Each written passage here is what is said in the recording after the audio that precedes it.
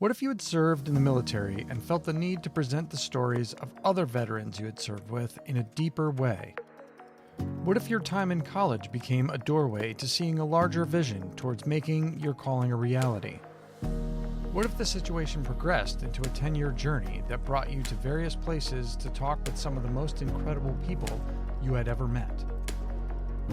Join me as I talk with Tim Kolczak about his experience in the development of what began as a school project and turned into something that brought him all over the globe to talk with fellow veterans about their experiences within the military and the journey to where they stand today. This is Veteran Success Story.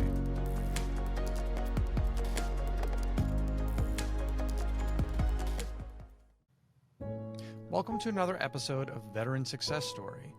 In today's episode, I sit down with Tim Kay, founder of the Veterans Project, as well as, his involvement within the different projects in the veterans space.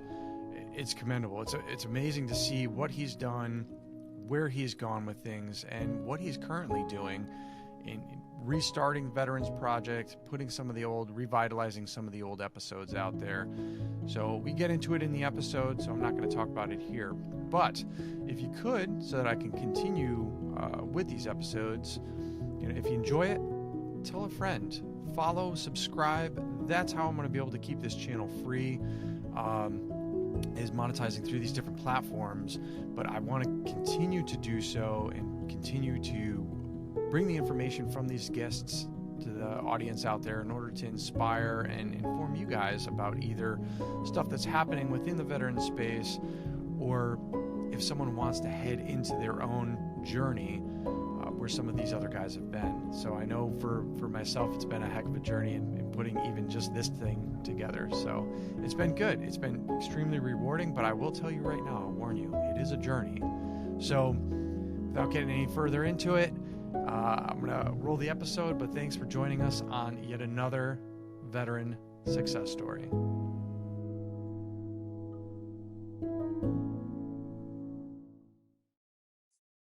Welcome to another veteran success story. Today, I'm joined with Tim Kolczak, who is the host, you're starting this project back up, but the Veterans Project podcast, which is storytelling through other veterans and like they're back in their story, what they're doing now. But Tim, it's great to have you on the show just because of really, I know we were talking about it beforehand, but the level of production quality that you built into that thing, even from the very start, the amount of thought put in, and we had some laughs about a few of the things experienced, and we'll get into it in the show, but just it's phenomenal what you've done with it, what you did with it. I'm happy as heck to see those things starting to pop back up, and I'm like, oh, what's going on here? So that's really, why I reached out and why I wanted to have you on, to know what's going on with the Veterans Project here, and what has Tim got going on in his life to where these are starting to pop back up. Yeah, that's a good question. I had a great conversation. First of all, I just want to say thank you so much for having me on. It's a privilege to be here, and it's a privilege for other people to share our stories. So I appreciate you being willing to share mine. But I had talked to an old podcast producer friend of mine named Jacob Phillips, who's just an incredibly talented voice actor, and he was also on the podcast as well. And he was like, man, I feel like this work is so important, and I really feel like there is beauty to this work, and it's something powerful that can impact a lot of people in their lives. And um, you seem to be much happier when you're doing the work. So it's one of those things where I just felt like, there was a way to where we might be able to monetize the YouTube channel in the future, because I just hadn't really done much with the YouTube channel. And so getting to share some of these old stories and watching those stories like resonate with people in the future, Michael Rodriguez, people like that who've just done an incredible, president of the Global War on Terror Memorial Foundation. And it's it's amazing to be able to get to share these stories again and see that some of these quotes still resonate with people and are also resonating with people and will resonate with people in the future. So I think there is just an incredible power in storytelling, and so it's definitely been a privilege to kind of reinvigorate the work and see what, see what's next. It's funny that you mentioned Michael Rodriguez because I was actually in touch with him recently. I had someone on that's an ambassador for the Global War on Terror Foundation, a memorial foundation there. And we had actually talked about doing one with him at where they're at now and what they're doing with that. And one of, your episode with him is one of them that I was listening to in the research, behind his end. And it's just funny that that's the one you went to because it's, that was the one I was listening to not too long ago, actually. I think that's the last full episode I listened to, but that's more recently. But I mean, I've listened to a few of them. And I mean, really, storytelling, you're not wrong there. Storytelling, it's something that goes back to our primal days, as humans and stuff. That's how things got passed along. That's how knowledge was shared in one way or another. And these stories really are. It's just a way to where it resonates with people and it sticks with them. So these stories to be able to glean things from there, but it really does. It sticks with people. You want to get a little bit into how you got started and a little bit about your backstory, either service and then post service leading up to what led you to the Veterans Project? Absolutely. So I had just returned from Iraq. I was in the Texas Army National Guard, and I played baseball in college at Southwestern Assembly of God University. So I came back after my tour of Iraq and finished my last 2 years of college playing ball. Ended up as the closer on that baseball team and had a great time. Just it was such a privilege to be able to step on the field. And, without turning this into a baseball podcast, I just want to say like the power of stepping on that third baseline after you've been overseas and, getting to be amongst your friends. And, I had a friend who was standing next to me and he even teared up and I was like, man, why are you tearing up, bro? And he was like, dude, he goes, I know what this has to mean to you to be able to be back here on this field. And just getting to hear the national anthem play was, still sends chills down my spine to think about that. So I was in the middle of, I finished my college baseball career. I went to my master's program really because I didn't feel like I knew what I wanted to do. I just didn't know what I wanted to do with my life. So I went to UT Dallas, University of Texas at Dallas, and I started on a master's degree in emerging media and communication. So I tell people all the time that basically, like, I've got my master's degree in Facebook. So, like, that probably dates me a little bit, but yeah, so. It was an incredible experience, and really what I learned during that master's degree program was the love of photography because I had been a digital media arts student before, so I had done some script writing and directing and a little bit of that during my bachelor's, but I didn't really know still photography that well. I just had this feeling and this sense of drive that it was something that I wanted to do, and I believe that's something that the Lord built into me. So I feel privileged to be able to do that. But I finished I was actually in the middle of my master's degree, and I had this professor named Marilyn Wallagore, who was a photography professor, and she pulled me aside, and I was fortunate to even be accepted into some of the photography courses because, you got to think like I have my bachelor's in digital media, but I didn't really have any still photography experience. So her even allowing me in was incredible. So I learned a lot. That first year was just kind of spent trying not to burn the studio down. So, like just learning, and um I remember she pulled me aside after one of my classes into her office and she told me a story about how she had been a Vietnam War protester um and she had, lived in Berkeley, and so she told me that story, and I felt kind of angry when I heard that because it was like, man, those were my older brothers, that that had been mistreated. But I remember her telling me, she said, I really feel like you have a niche in veteran storytelling. And I was like, Oh, I don't want to do that. I had no desire really to tell veteran stories. Like I was already, I just gotten out of the military, so I was like, I don't really want to go back into that world. And but really she was giving me one of my best gifts and I didn't even realize it at the time. And so I was like, I'm sure there are like 15 or 20 other people doing this right now. Like, I'm gonna look at it. She goes, I think you would be surprised, Tim. And so I like looked into it, and there was very little that was being done on Iraq and Afghanistan. And so I was like, okay, I'll give it a shot, And we did 4 projects, and those projects were just extremely powerful because they really opened my eyes to just how diverse our community is. I had no idea how diverse we were, and so these first 4 stories were just incredible. And that's really what motivated me into future pursuit of the work, including, one of my former squad leaders. I was Carter Chick, who I was able to share his story of, having been in the Marine Corps in Somalia and then, joining the Army and serving overseas in different capacities and his experience and loss and all that. And then, getting to sit in these rooms with him while he was being counseled, on his post-traumatic stress and just watching the suffering that he was going through because he was a shell of himself. He was the shell of the man that I had seen overseas. And so about a year later, tragically, he took his own life. But I remember one of the most powerful parts of my experience with him was him telling me, like, Tim, you have to keep doing this work. Like, it's really important to us, to all of us.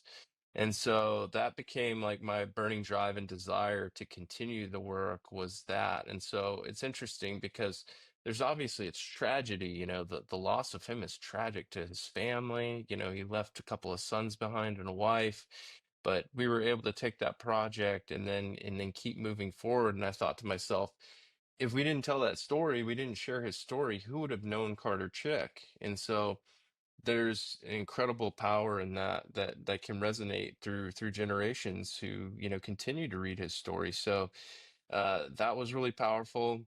And then just the remarks in the comments after we showed this capstone project to a crowd of liberal arts students. There were Muslims sitting in the room, there were Hindus sitting in the room, there were all different kinds of populations, and I kind of sat back with trepidation because I'm like, I don't know what the reaction is going to be to this work after I shared it. And the room was just silent. And I remember, several people being in tears, and then everybody started clapping.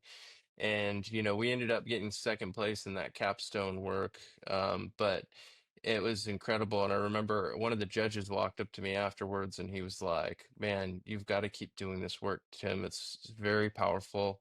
And I believe that you won this capstone project. But you know and he shook my hand and he said, by the way, I'm a U.S. Navy veteran. And I was like, wow, man, well, thank you, I appreciate that. So it's been an incredible process, almost over a decade now of getting to share those stories. And so that really became the drive. And, a word that's always used is passion. And I've come to realize through some of my friends that I think that's kind of an overrated word. I think that it's really about drive, discipline, and motivation. And that drive is so important, being disciplined enough to get into the art and to continue to practice that because passion is an emotion. And I know why people say it. And I used to say it all the time. This is my passion. Yeah. But in all reality, like that's an emotional reaction, and that's not going to keep you invested in the work. At the end of the day, I've felt a lack of passion with the work before too, and I've taken time off, but it's really the discipline to sit down and do the work and put the hours in and invest the time and show love for the community. It's the greatest of these is love. And I think love is so important in this community and moving forward. It's like showcasing the triumph that these guys went through, that our brothers and sisters have gone through. So kind of a long way of answering your question, but there's a real power to the project in that people getting to share their stories can resonate for generations to come.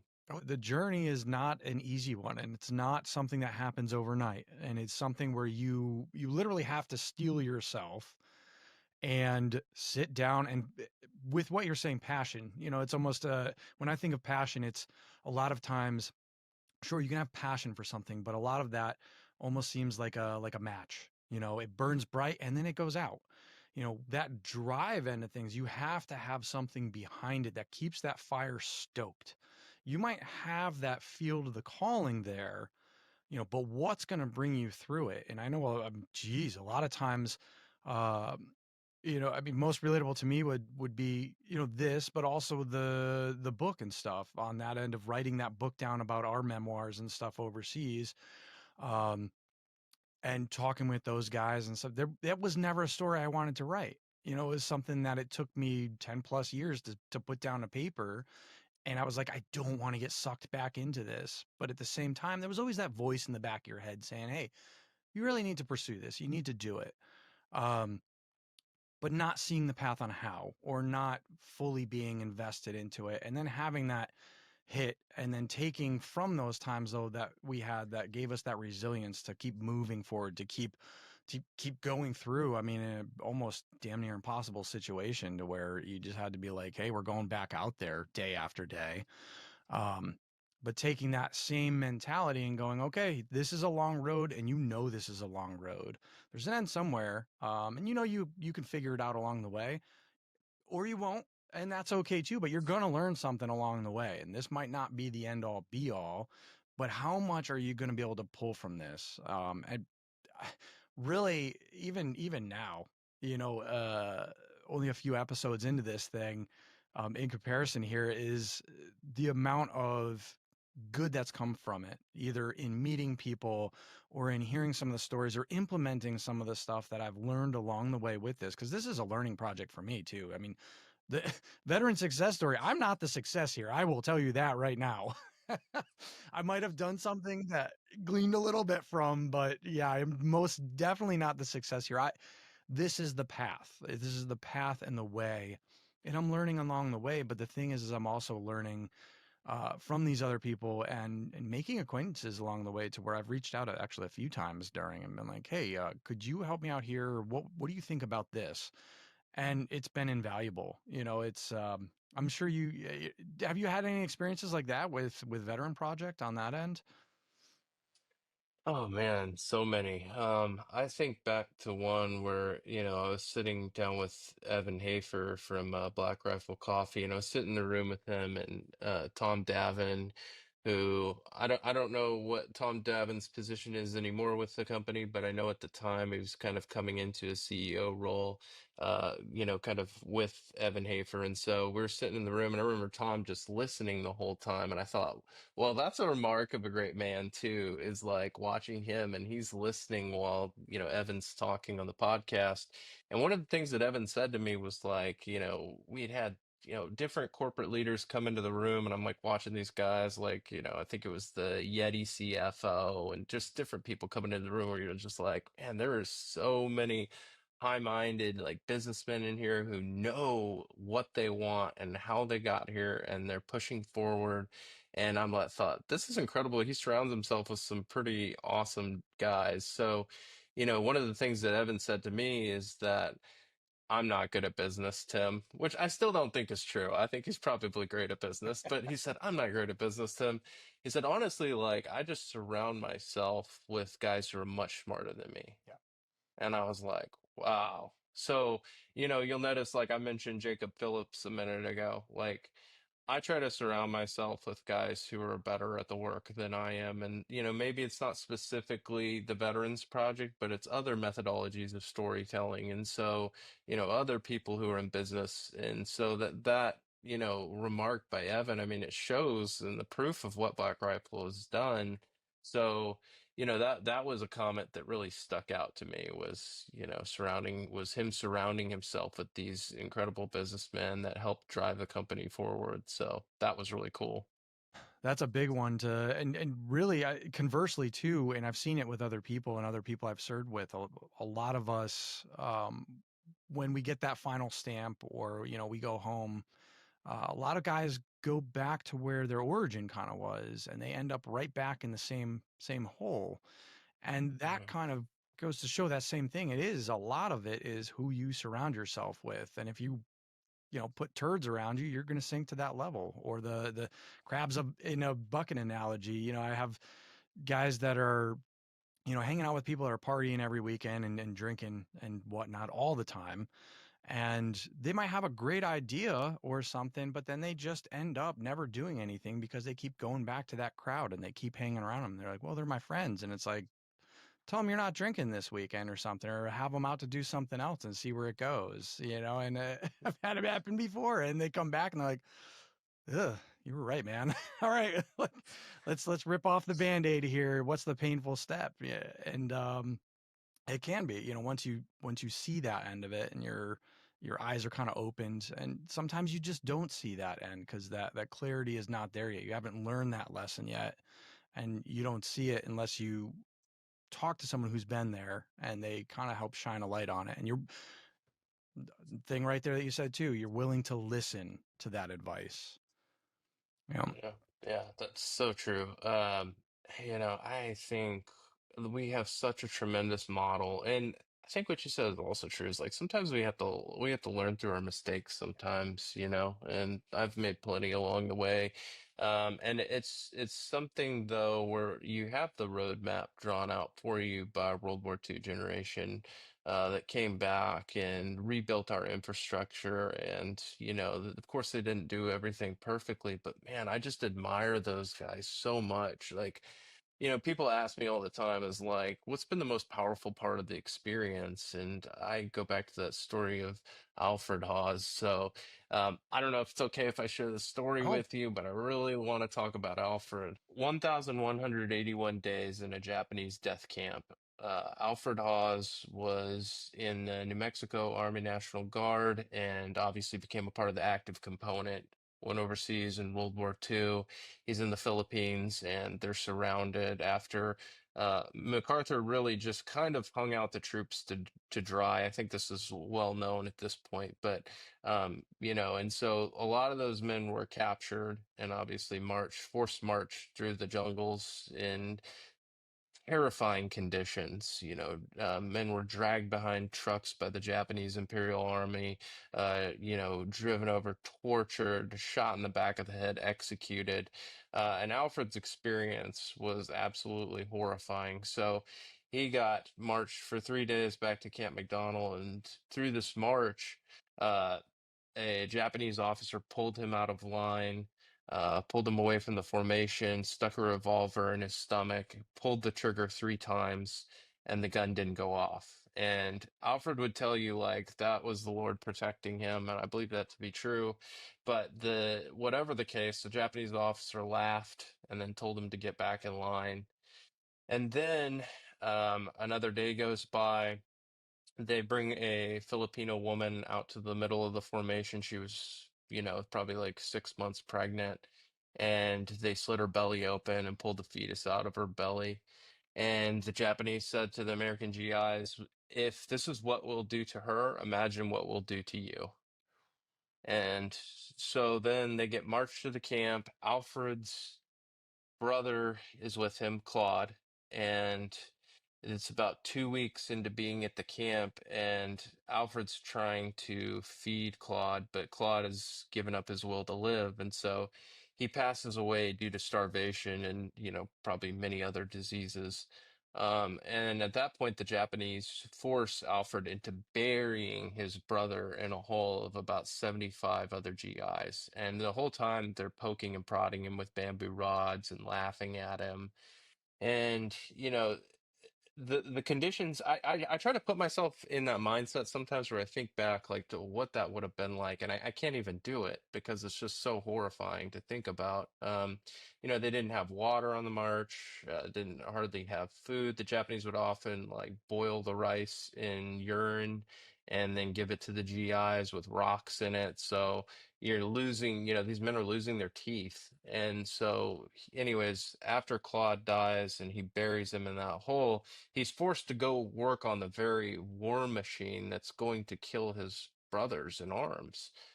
He's, building plane parts in a factory in this camp.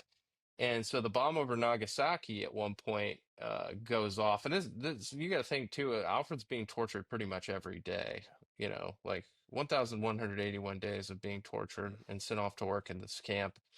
And then the bomb over Nagasaki goes off, and the shockwave actually hit the islands. And they remember hearing the alarms, but they wouldn't let the Americans go into or find shelter. So the shockwave hits, and Alfred was blown into a hole, into a trench about 10 feet deep. And he broke his arm in multiple places. And he could still describe to you the colors that he saw going over his head. Like he remembered what it looked like looking into the shockwave.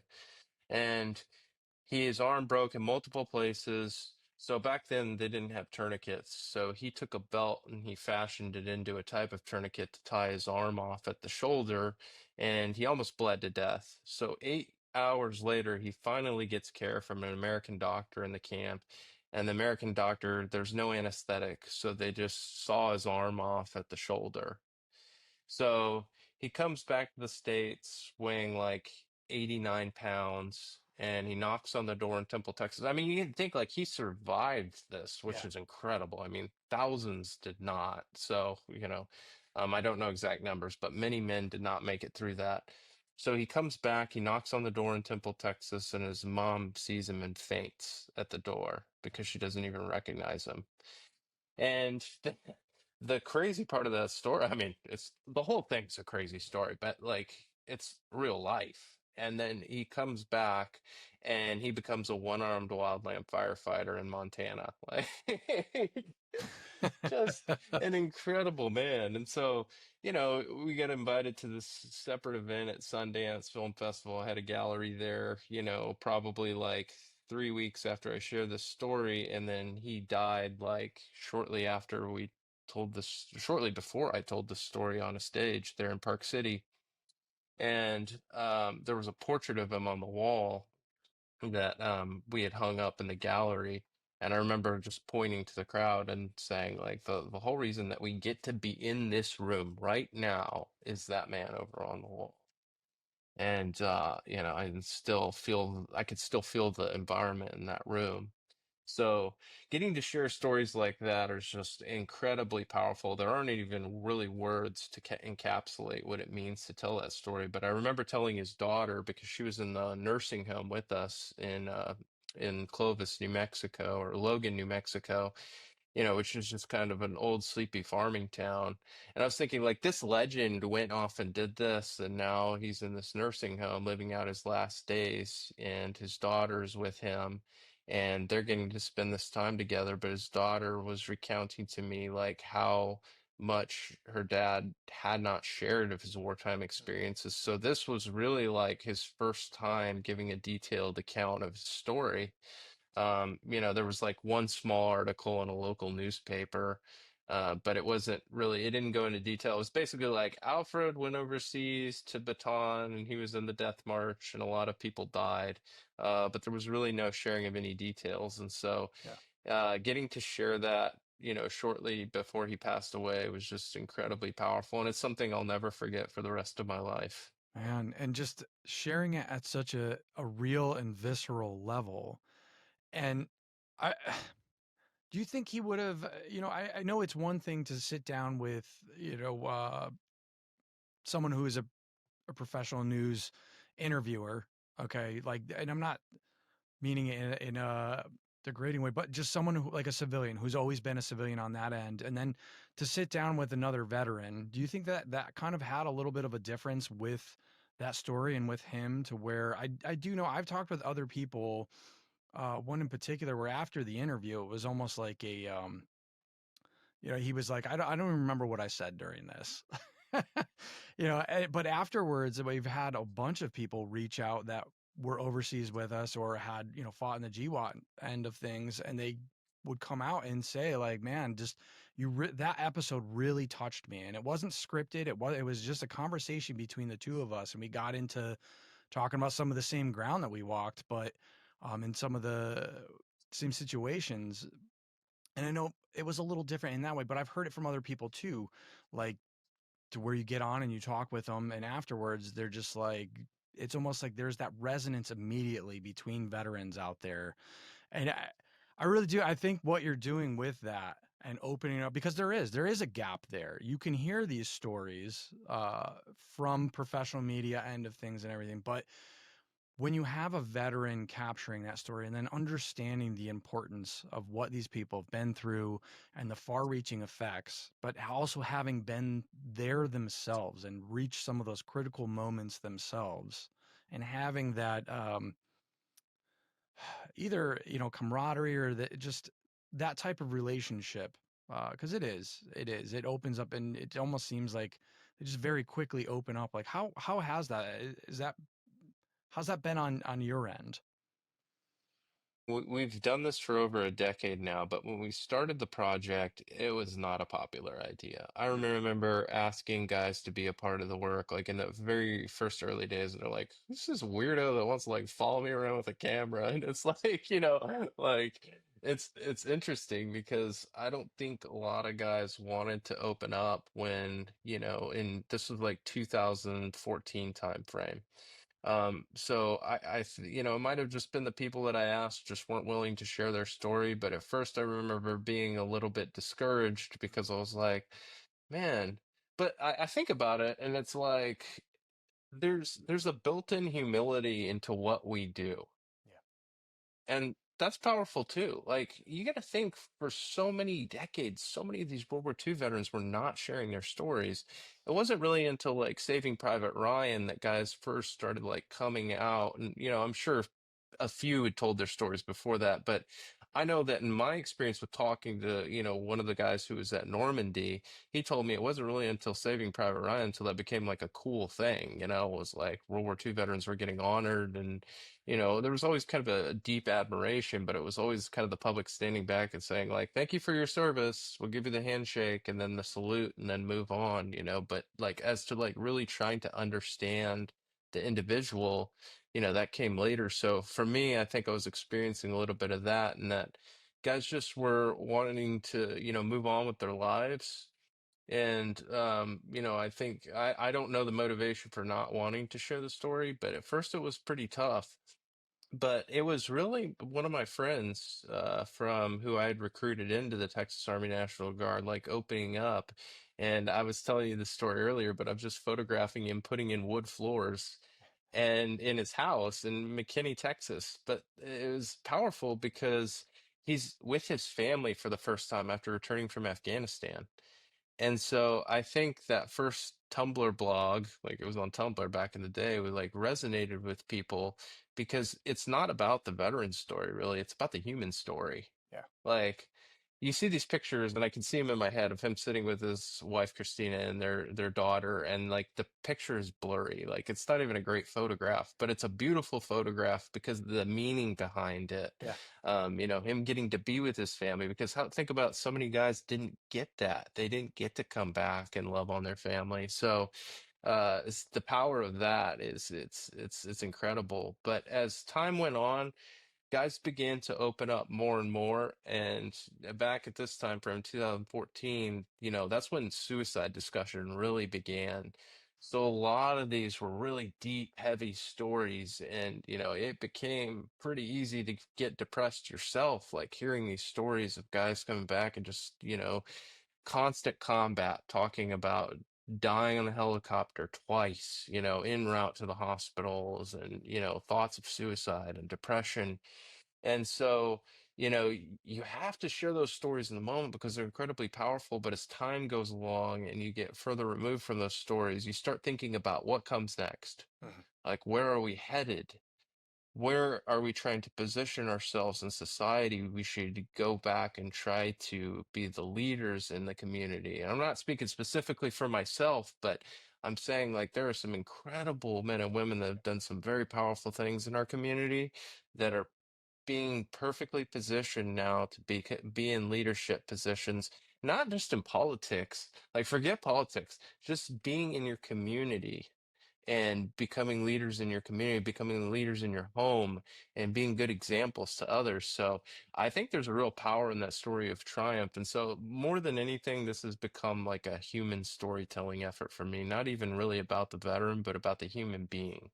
It's a powerful thing, and I think that these stories are it's something that needs to be shared out there. And I do think that there is almost a period of cooling off too. You know, you're kind of like 2014, things are still happening in Afghanistan. Um, is still fresh, and even with some of that, look at how long it took for some of these stories to come out with, you know, World War II, Vietnam.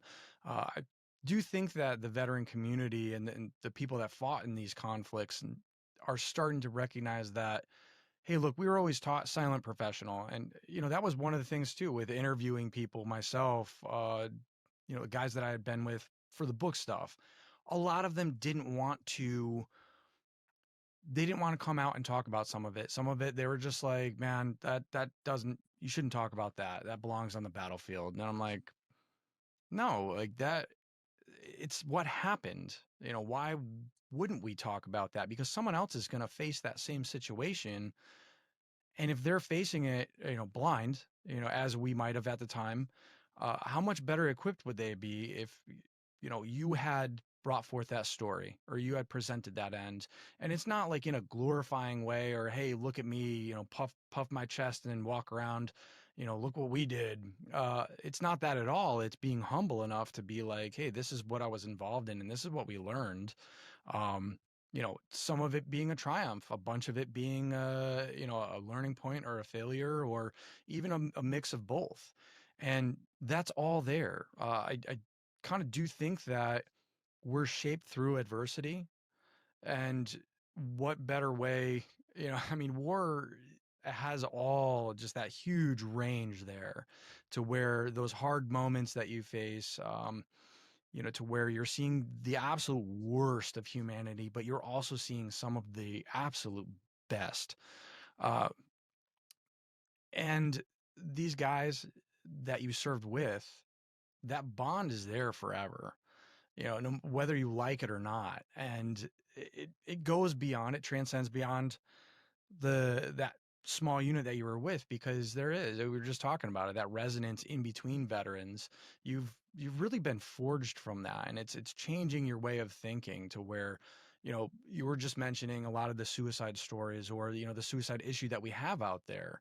If we don't talk about these things and we don't find this way forward, um, you know, it's a continued mission. It's that dirty secret the army never tells you, that the mission really never ends once you've joined up. It just keeps going. It continues throughout the years, and really afterwards, you've signed up for a life of service, whether you like it or not. So,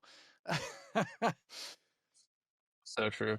Well, yeah, and you know it so much better than I do, man. I mean, um, the experiences in the Argandab, you know, I've heard through Donald McAllister, just and Don, man, I can't say enough good things about Don. Just an incredible man, and um, I don't, specifically know what it was like to serve with him, but I have a feeling that he was a very fearsome man and just an incredible leader at the same time. Somebody who is driven and who would get out there with the guys himself, and just getting to spend time with him in the same room. I mean, it was really a privilege to spend time with you guys, because what you experienced was in many ways hell on earth. And if you think back to, like, you know, Vietnam time frame and like what those guys went through, it's like that was probably like one of the closest examples of that type of hellscape, that type of just terrifying conditions. So I don't know what that's like. I know, Iraq in 2009, but what you experienced was something completely different. So I just want to say that it's an honor to be able to talk to you guys and get to hear about your experiences. And it's great that you chose to put yourself out there and write this book for the brotherhood and for the experience and for other people that they might learn from this tremendous history. Um, because it is so important that people hear these stories, man. And so thank you for what you've done. I appreciate your service. Tim, it's guys like you that are supporting out there, you know, as well as you served as well, man. It's not, you rose your hand. You know, you don't know what you're going to be called into. That's the thing. That's really the thing, is you raise your hand to go and serve, and wherever you end up is kind of needs of the army. So I mean, it's a crapshoot. I could have been somewhere else, or there. What episode did you have Don on? Whew. We'll have That to look. I'll put was it in the I'll put it in the links or something like that. Just because, like, he's on there. He still keeps a finger on that pulse of things, and he's still out there taking that leadership role in a way. It's changed over time, but he's still taking that leadership role and that charge of like, hey, I got to be there for the guys. What do you need? And he leaves it that same thing, like that open door policy deal. But it really is. If anyone ever wants to get a hold of him, he's like, give me a call, shoot me a text, figure it out, get a hold of me. He's not hard to find, and you get a hold of anybody in the unit. Most of them still have his phone number, so, and, and he's out there trying to do something better in the community and for the community at the same time. And it's cool to have known leadership like that and to be able to reach out maybe to the guys that back then you might have been terrified to talk to, because he was it was, I think, the first book he ended up in, it was referred to as Mac the hard ass. And he was, but that discipline and that way of disciplining us, or building that discipline into our infantry company. The thing is that was a form of love, because that is what ended up keeping people disciplined enough in something like the Argandab to do the right thing and not fall apart, not degrade, not, I don't think anybody would have faulted, and people from other companies did. Like, it started to be an issue to where it's like guys are refusing to go out, or, our company never had that issue. And there was a few issues to where guys, they didn't want to go out, but the other guys bolstered that person, and they would get behind him and be like, look, I'm right out there with you. Or, you know what? You don't want to take point this time? That's fine, man. I got you. Like, I'll just get up there. It's all right. Whatever's going to happen happens. And building that foundation and having somebody that built a foundation like that, that's huge. You don't get someone to that level in the civilian world. Most times it's who can they pass the buck off to, instead of who's going to own it and really get in there. And sometimes that mantle of leadership is not what it appears to be. Sometimes it's a lot harder than people realize. So, like, on that side of things. But yeah, no, I'm fortunate to have known someone like that, especially before heading into something like the Argandab, you know. And Yeah. that was awesome that you covered that story too. It was really cool to see him showing up on your show and getting that end of it. Because I think on that one he talked a lot more about his experience in Iraq, I want to say, Mhm. as opposed to the Argandab. And I know there was kind of reasons for that. He's talked about it to where he's like, I still don't really talk to other people who weren't there, because they just don't understand on what that was like. It was just, you know, hell on earth. Mm. So, Yeah. Yeah. man. Yeah. Tim, so, like, moving into, like, I mean, what was the progression for you? I mean, moving into this, you did the first four as the, I guess, you said it before, but I missed it. I almost want to say culminating exercise for college, but that's your military terminology there. But what made you decide to keep moving forward after those initial four, and then push all the way to 51 or something like that? You were in the 50s, like, when you kind of closed it off and you moved on to, correct me if I'm wrong, something with NPR? Yeah, yeah, we did a podcast with NPR and Texas Public Radio called um it was called, no, I'm forgetting. Oh, Behind the Uniform. Yeah, Okay. Behind the Uniform. And uh, you know, that was an incredible experience because we had Cindy Carpian, who's was one of my producers, who's like one of the godmothers of modern podcasting, and she helped. Although she would probably like blush if I mentioned this, she kind of helped stand up a lot of the early days of NPR. And so getting to work with her on that podcast was just a tremendous experience. I had no idea what it was going to be like because I had just worked, as my own kind of independent journalist. So getting to work with this team was completely different. And they raised the bar, they raised the level of what I was doing in a lot of ways because, I remember Mac was one of the first stories that they were really interested in. They were like, we want to dive deep because this guy is just incredible. Like, we want to get to know him better. We want to share Kyle Carpenter's story, Medal of Honor recipient from the Marine Corps. Um, we want to share Josue Baron's story of growing up in Los Angeles and, his experiences. Like just the amount of they really they were really looking for authenticity, and they got that, and that was an incredible experience with them. So getting to share some of those stories in the way that we did and kind of diving deeper into it and working with their team was awesome. And what I learned a lot through that experience was that I don't know much. Like, you're like, oh my gosh, you guys have really been crushing this for a while. And but at the same time, like diving deep into the scripts and getting behind the transcript process. I mean, I remember like literally rereading lines from the narration part like 10 to 15 times and Cindy being like, nope, not good enough. I need you to put inflection here. Like, so, I learned so much in that experience. And one of the more powerful parts of that was, what's the why behind your wow? So I had this bad habit of saying, wow, wow. You're experience because you're just like blown away by some of these experiences. But Yeah. she said, why do you say wow? And I said, well, I'm just, I'm experiencing it in the moment when I'm hearing this story. She said, yeah, but dive deeper.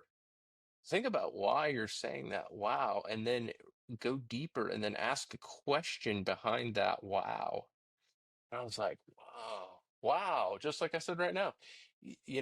There's a deeper experience and there's a deeper moment of learning, and you might be passing up. And it was in particular with this veteran named Jay Fain, who lost his leg in Iraq. And it was a podcast that we didn't even end up doing, but we were diving into his transcript, and he was talking about losing his leg in Iraq and his dad, his father, being on base. It might have actually been an earlier story where he was talking about one of his Marine Corps friends who went off overseas while he was sitting in class at the University of South Carolina, and then hearing about his friend being killed overseas. And I'm getting chills right now because I think about like that feeling of sitting in the classroom, hearing that one of your friends died, and then all of a sudden feeling like, what am I doing? What am I doing here sitting in this classroom? And Jay felt that. And so I said in this moment, I said, wow. But Cindy said to me, she said, but why did you say wow? And I said, well, I was just I can't imagine like sitting in that classroom and hearing the news. So she said, so your mission is to dig even deeper and ask, why did you feel that way in that classroom? And it was like an aha moment, Mhm. where I'm thinking even deeper about why I ask the questions that I do. And that's just a deeper level of empathy. That's all that is. Like all of this work is about empathy and sitting down in the room with the person and expressing empathy. And you talked earlier about veterans in storytelling and, does it need to be a veteran from that conflict, or does it need to be a veteran asking the questions? I don't know. I'm not sure, but I do know that a lot of what makes you able to express empathy is the powerful part of that. I think as long as somebody comes into the room and has empathy in the conversation, is willing to listen to the discussion, I think that that person can be a great storyteller. Now, it's up to the veteran if they want to share those stories or not, and totally understand if they don't want to share those stories. But it's a lot on the host or the storyteller sitting down and being willing to express empathy, and that empathy coming from a very genuine place. And that's been my work. Is I was in the Texas Army National Guard. I don't know what it's like to go to the Argonne. I have no idea what that's like. I don't know what it's like to be in Vietnam, dude. I wasn't in Hanoi. I have no idea what that's like. I don't know what it was like to be on the beachhead at Normandy. I have no idea what that was like. I don't know what it was like to be involved in Nagasaki. I don't know what it was like to be in the Bataan Death March. But going into these room and expressing empathy was the biggest deal with any one of these guys that I covered. And I've got to think that there were stories that were left uncovered, that some guys just weren't willing to share because I wasn't there with them. But at the same time, as long as you can come in there with the empathy and humility Yeah. and express that, then I think people are going to be much more willing to share their stories and dive deeper into those feelings rather than just coming into the room like some independent journalist and like, well, I'm going to intentionally provoke the conversation and make you stir up old emotions. Like, hey, if I'm coming to you, William, and I'm like, what was it like watching your friend turn into pink mist? Like, there's so much care that goes into carefully crafting these questions Yeah. and also spending time. And that gets into the deeper part of storytelling, which is when I started these projects, I was just sitting down in the room with a guy for half a day and just having a conversation. I wouldn't even pick my camera up. I was just asking them questions about their experience in their life, hanging out with them and their families, Yeah. getting to know them better for who they were. And then we can explore the deeper conversation. But you have to set the table for that. And it's not some rudimentary process where you're just going into it, like, oh man, I'm sure that this is what I want to get like out of this interview. It's being open to the possibility of deeper meaning. It's being open to the possibility that there's something that that veteran wants to uncover. And me and my friend Jesse had this powerful, profound experience. Another Marine Corps veteran who's just an incredible storyteller himself, Jesse Phillips. But we were sitting in this vehicle with a man named Mark Gordon Hazard, and his nickname was Doc. We're sitting in rural Mississippi in my car, and Jesse's in the back seat, and we're hearing him talk about he's a World War II veteran. Had been in the Battle of the Bulge, was specifically tasked out with his unit to go behind the enemy lines and find SS officers and bring them back for interrogation purposes. So, like real life movie stuff, right? And Mark has, Doc has since passed, but sitting in that vehicle with him, I remember it was just like silence. We're just listening to him talk. And that, again, I'm getting chills because I'm thinking about that moment and I think back to that and I'm like, there's something so powerful in that extra beat of silence, Yep. letting that person say what they need to say. And then when a lot of people get uncomfortable and try to fill the space with another question, just letting it go and letting them talk. And he was talking about his grandson or his son and how he felt like their relationship was damaged in a lot of ways. And it was one of the more powerful parts of the interview because he's tearing up talking about how he wished he'd had a deeper connection with his son. And we're like, whoa, like we didn't even try to uncover this, but this is something he's sharing. And then he goes into talking about realizing that they had won the war when when he came home, when he hears from his friends, when he hears from command that it's over, victory has been achieved, and he starts tearing up, and we're watching this legend tear up, going through the memories that he had had on that day, back in I guess 1940, 40 something, 45. Um, Hearing that experience and we're sitting there, we're like just in awe, and that silence, we let that beat go on, and in that beat we got to the deeper meaning in the story. So there's a real power in that. Man, having that open and having it that person be willing to share on that end. Um, and I do think that that empathetic side it shows through, and that is too. They see your other work out there. They see what you're doing there. I'm sure some of them, if you came to one of them, or it was put out there that they probably listened to some of the other stuff and saw some of the other work, later on down the road and been like, what, this is a good thing. This is happening. They can see it. People can read people. People call bullshit on people. They know. Um, but having opening that conversation, doing it the way that you do, and expressing that empathy in there and being able to not lead the conversation, but have it open to the point to where they start sharing these things like that. That really right there, that's the difference between, content and something real, something that you created that's lasting and a legacy really. Just with some of the stories that you've said, you've captured this stuff before these people have passed, and these are stories that have never been told before. You know, that right there is something special, and it's special that you were there for it.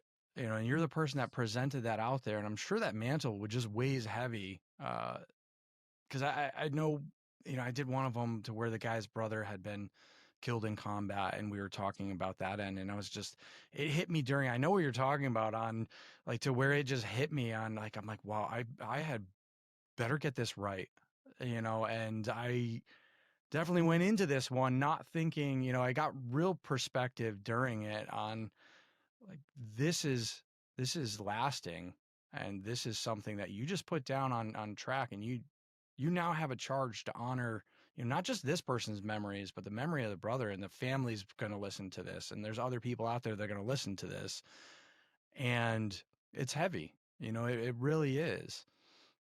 um Yeah. I think what you said is really powerful because there is a weight to that. Like there is a real weight.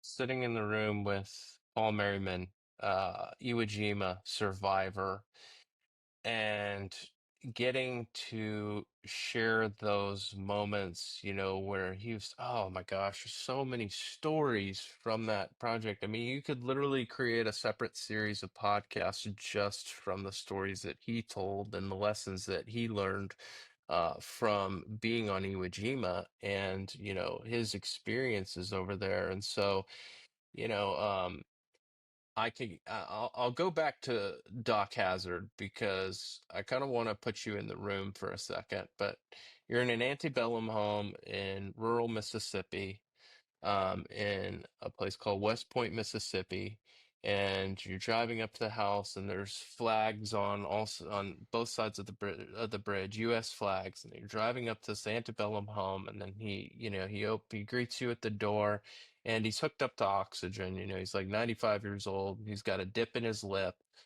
and so heavy Mississippi accent and a dip in the lip. That is a tough interview. So, you're sitting.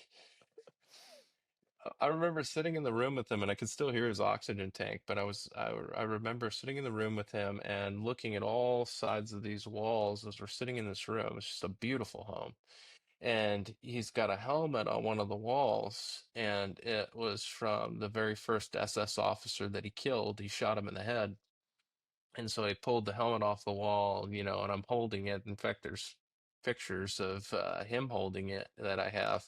And this story still has not come out through the project, by the way, so I'm just sharing some of my experiences. But it was in his lap, and I remember holding it myself. There's just being like this heavy weight to it. It's like, oh my gosh, man. And when he shot the guy, he yanked his swastika chain off of his neck. So he had that on his wall as well. So I held that swastika chain as well. But just the experience and the weight of the warfare felt through generations. And I'm sure when he was telling those stories, he was very much reliving a lot of those moments. yeah. So just incredible. And but back to what I was saying about Paul Merriman and Iwo Jima Marine, you were talking about the weight of these stories, and that's such a true statement because I remember after Paul shared his project, he had it printed out and binded, and he like gave it to some of his family members, and he fell down at one point and broke his arm, and that was really like the his last few days. He spent his last few days in a hospital in Houston, and but I remember his family contacting me through email and just saying like, wow, like thank you so much for doing this for us. Our dad wanted you to know that he was incredibly proud of this, and like he wanted you to be one of the first to know that he passed. And And just, to have that, to feel the weight of that. It's like, man, I'm glad that we got that story right. Like, I'm glad that we did well in that story. And one funny story from that experience was we're with him in he lived in a penthouse in like Houston. He had done very well for himself after the war. So when he came back, he went on to start help start a company called Houston Industrial Supply Company, and you could still find his bio on the website. But it was a company that was like $100,000 in debt and had two employees, and he actually bought the company from his old boss. And one day, his boss sees him running on the beach when they were like, on a work trip, and his boss is like, would not sell him the company for anything. And finally, like he sees him running on this beach, and Paul prided himself in running. He ran like every day. And he sees him on this beach. He says, you know what? If you're crazy enough to run on this beach, then we'll let you buy the company. So he's on an old Eastern Airlines flight back to Pennsylvania to like purchase the company. And his boss tells him like he's going to sell it to him for like $10,000, I think. And back then, that was a lot of money. So Paul's sitting on this vehicle, Paul's sitting on this plane next to a lawyer on an Eastern Airlines flight, and the lawyer says to him, "So what are you going to do?" He said, "Well, I'm going to buy this company for $10,000." And he was like, "Paul, how many kids do you have?" And he was like, "I've got five kids." And he was like, "Man, $10,000 is a lot of money. Here's what you're going to tell him. You're going to tell him that you're going to buy the company for $1."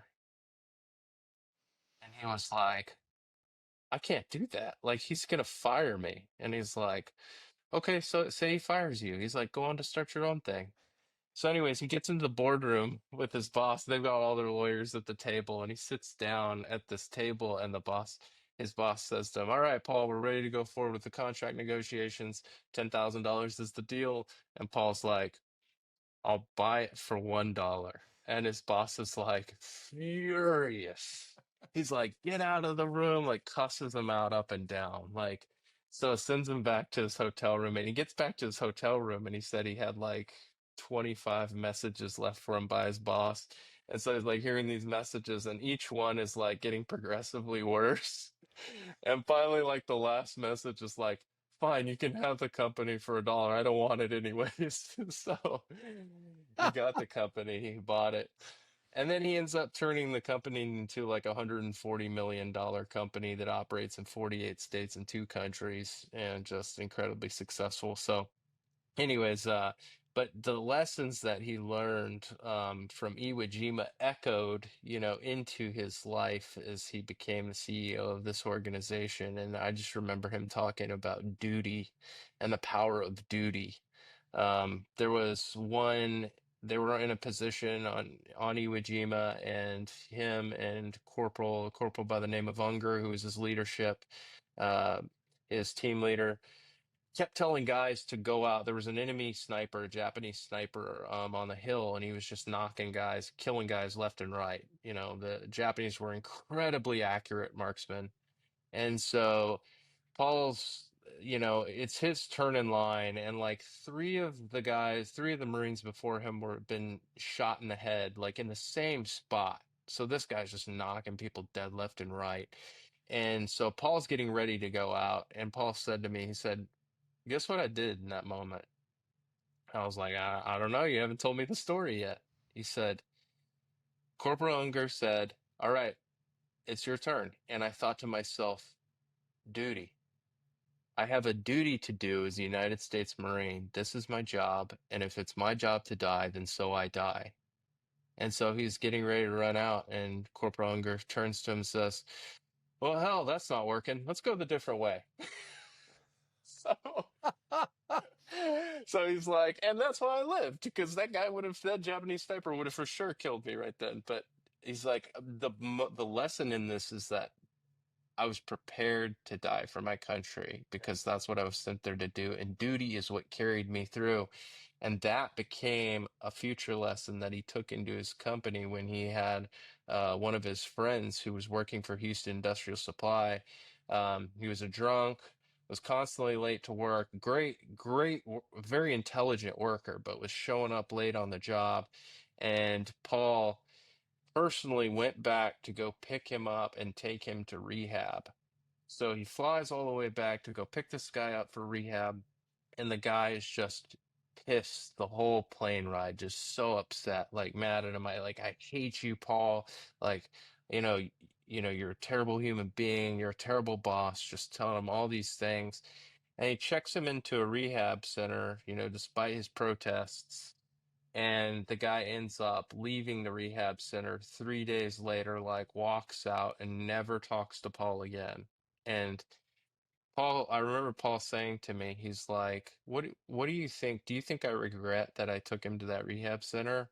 And I was like, I don't know. And he was like, I don't, I don't regret taking him to that rehab center. And he said, duty. He's like, I had a duty to do, and I performed that duty. And I remember the moments on Iwo Jima when I was sent to do my duty, and whether I liked it or not, I was committed to that duty. And I was like, wow, honor, courage, commitment.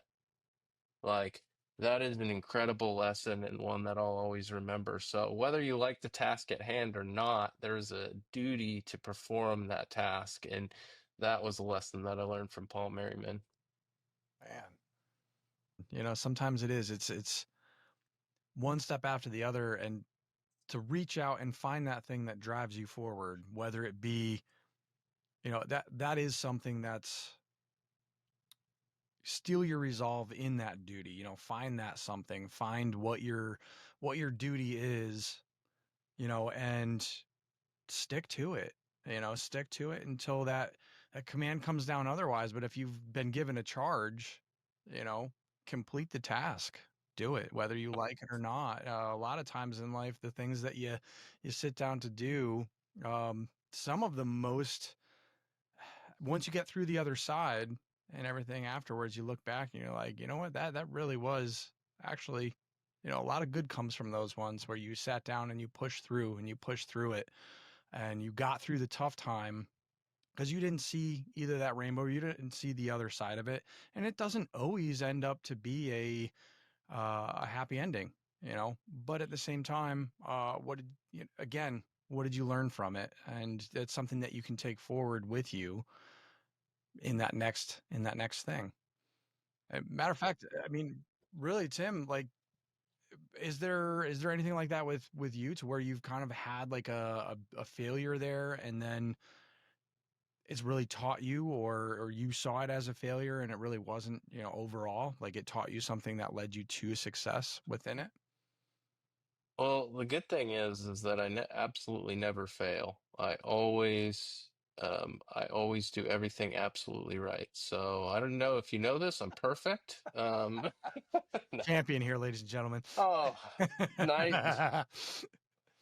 I mean, 99% of what I feel like what I do is failure. So I think that, I always tell people it's like if you're failing 95% of the time and you're succeeding 5% of that time, then you've built something pretty incredible. So I don't know if that's true in my case, but yeah, I mean, there have been a lot of failures within the work. I feel like, just even from the business standpoint of like learning how to run the project and like you're living essentially at a poverty level while you're doing the work, trying to just do it because of this passion, right? Because of this purity of passion and purpose, and that you love the work, but just so many times like not knowing how to properly go about the business end of the work.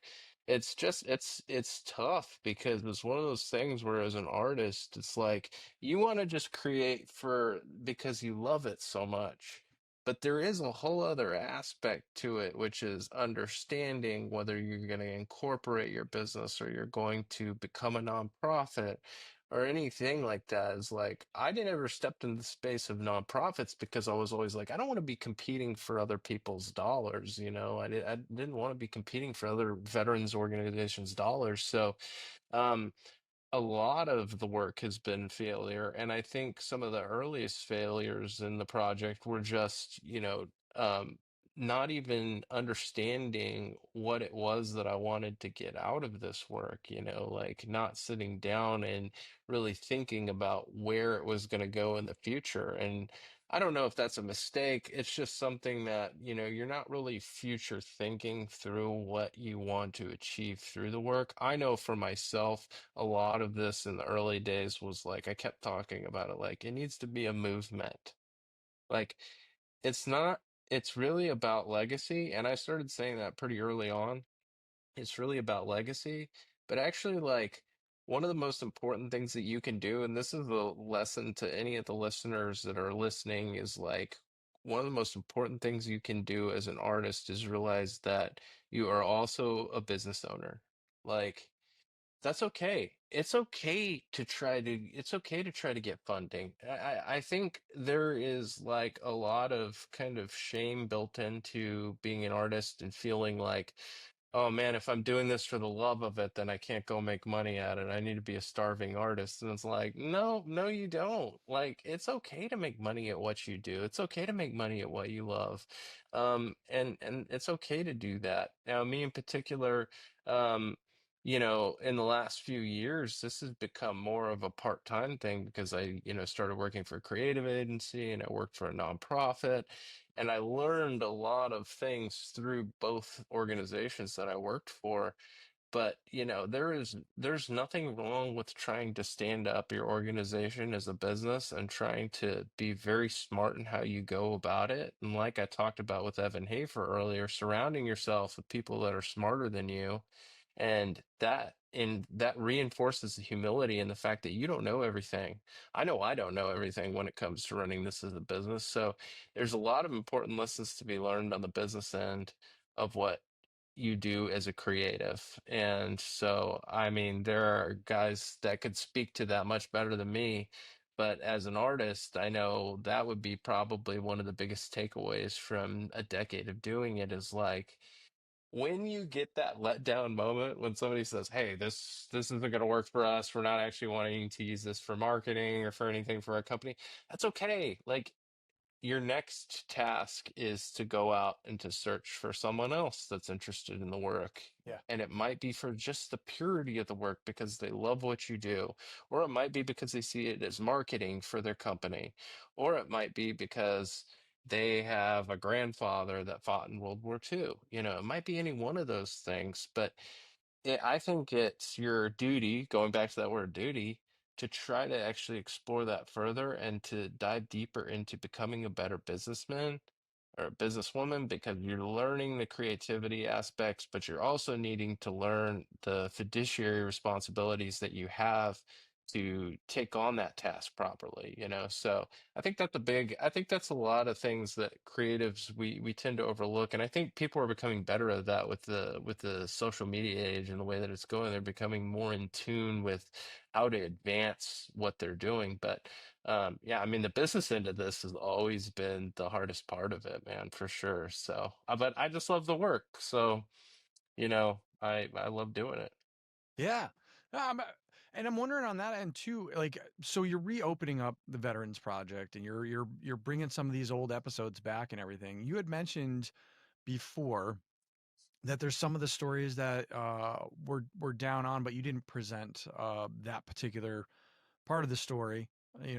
Is there some of those kind of either outtakes or unseen footage stuff that's going to be coming forward in the future, like in the way of bolstering some of those episodes and getting it back out there, or is that something that you've considered? Yeah, I've thought about it in particular with Doc Hazard's story because it is such a powerful one. I mean, it's not even on the project website. Yeah. We've actually never transcribed it.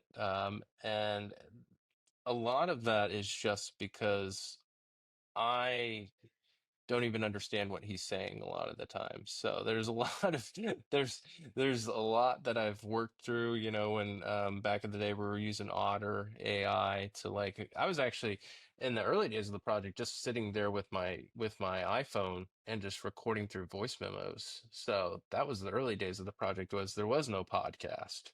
So we're just literally sitting in the room and asking questions, like pre-typed questions like early on in the project where it was like, this is what I want to ask the guy, steps 1 through 25.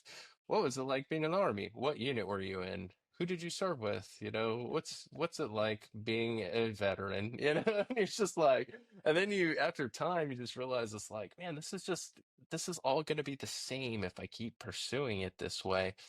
So you want to talk about mistakes? There's another mistake right there.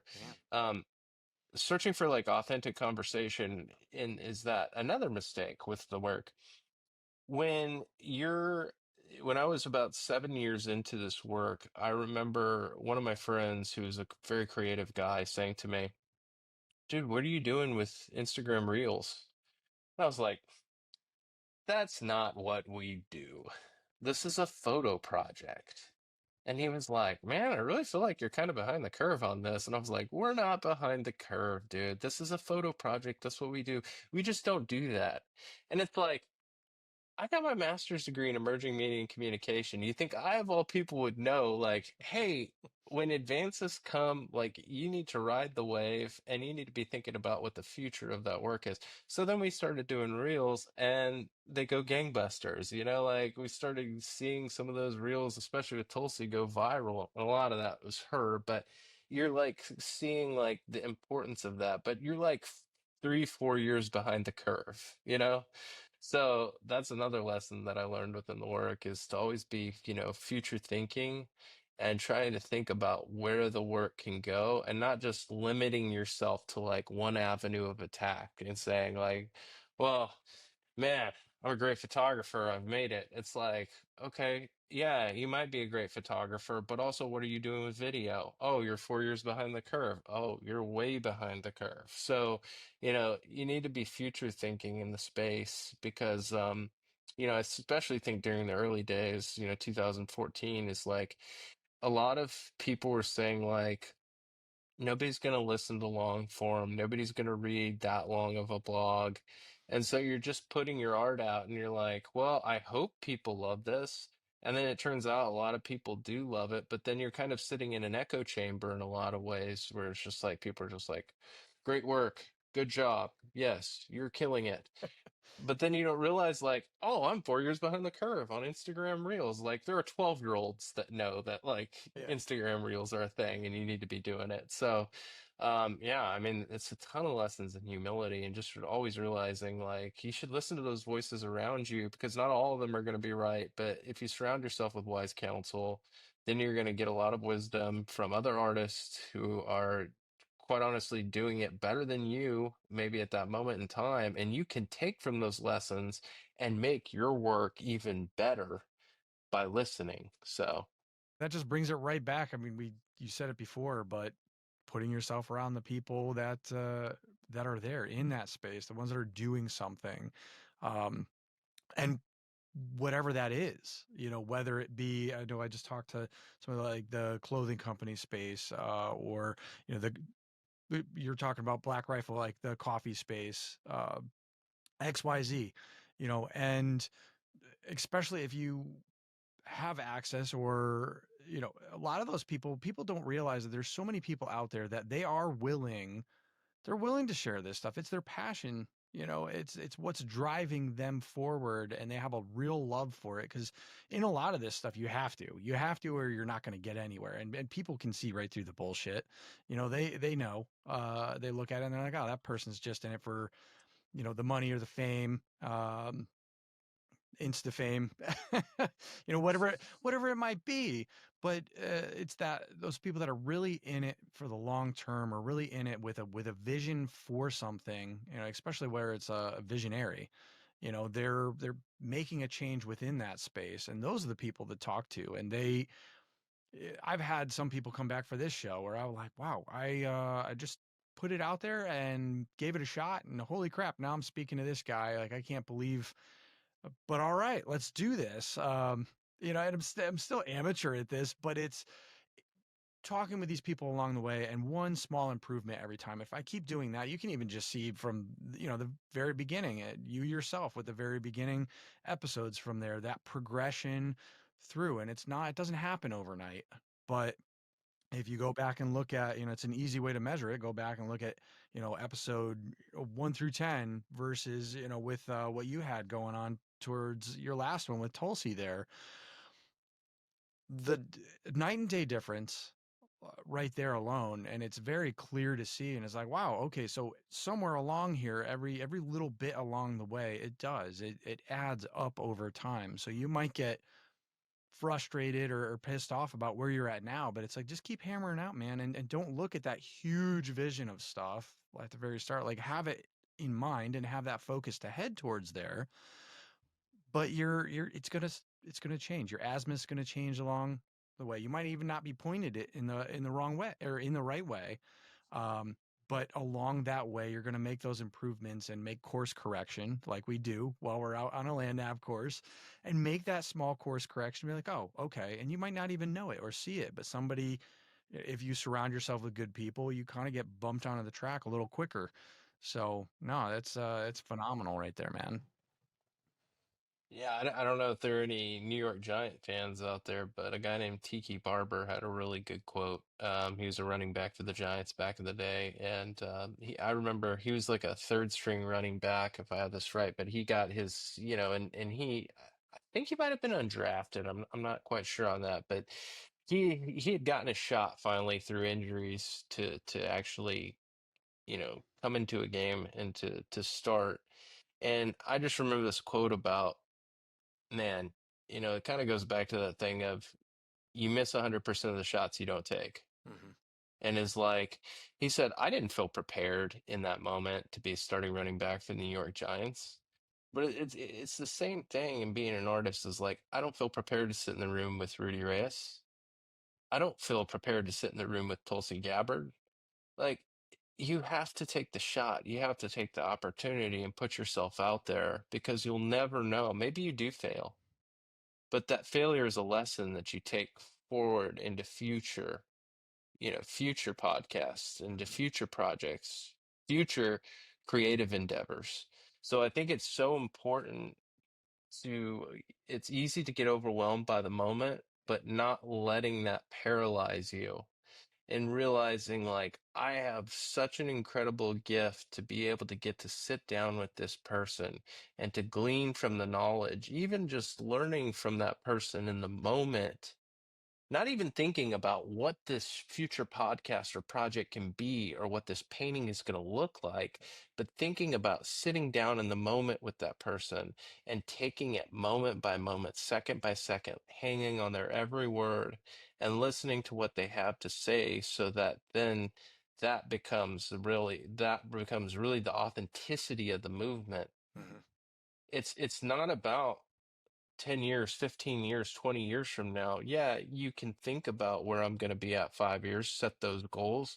But at the same time, it's sitting down in those small individual moments and enjoying that right where you're at, right? I was in Hawaii probably 3 years ago with Tulsi Gabbard. I'm sitting in the studio, and her husband had built her studio out. He's a very talented director of photography, and I'm sitting in her house and I'm listening to her talk, and I'm hanging on every word because I'm thinking to myself, what an incredible opportunity and privilege, regardless of where you stand of politics or what you think of the person. I'm seeing this incredible compassion and I'm learning from this person. And that's really what journalism is like giving everybody an open avenue to speak and to share what they have to say Yep. in authenticity, and then sharing that into the world and then saying, hey, you be the judge. You know what you want to take from this, you can take from this, but there is surely a lesson that you can glean from this that you can take forward into your life, even if you disagree with that person, you can still take from that person and learn, and those lessons echo throughout time. And that's the incredible part of that is there's just a beautiful authenticity in feeling that moment and feeling every beat and getting to know that person better. And yeah, so it's an incredible experience. And I'll just say this is like to think back over a decade of all the miles spent, I mean, we were doing like 75,000, 80,000 miles a year on the road.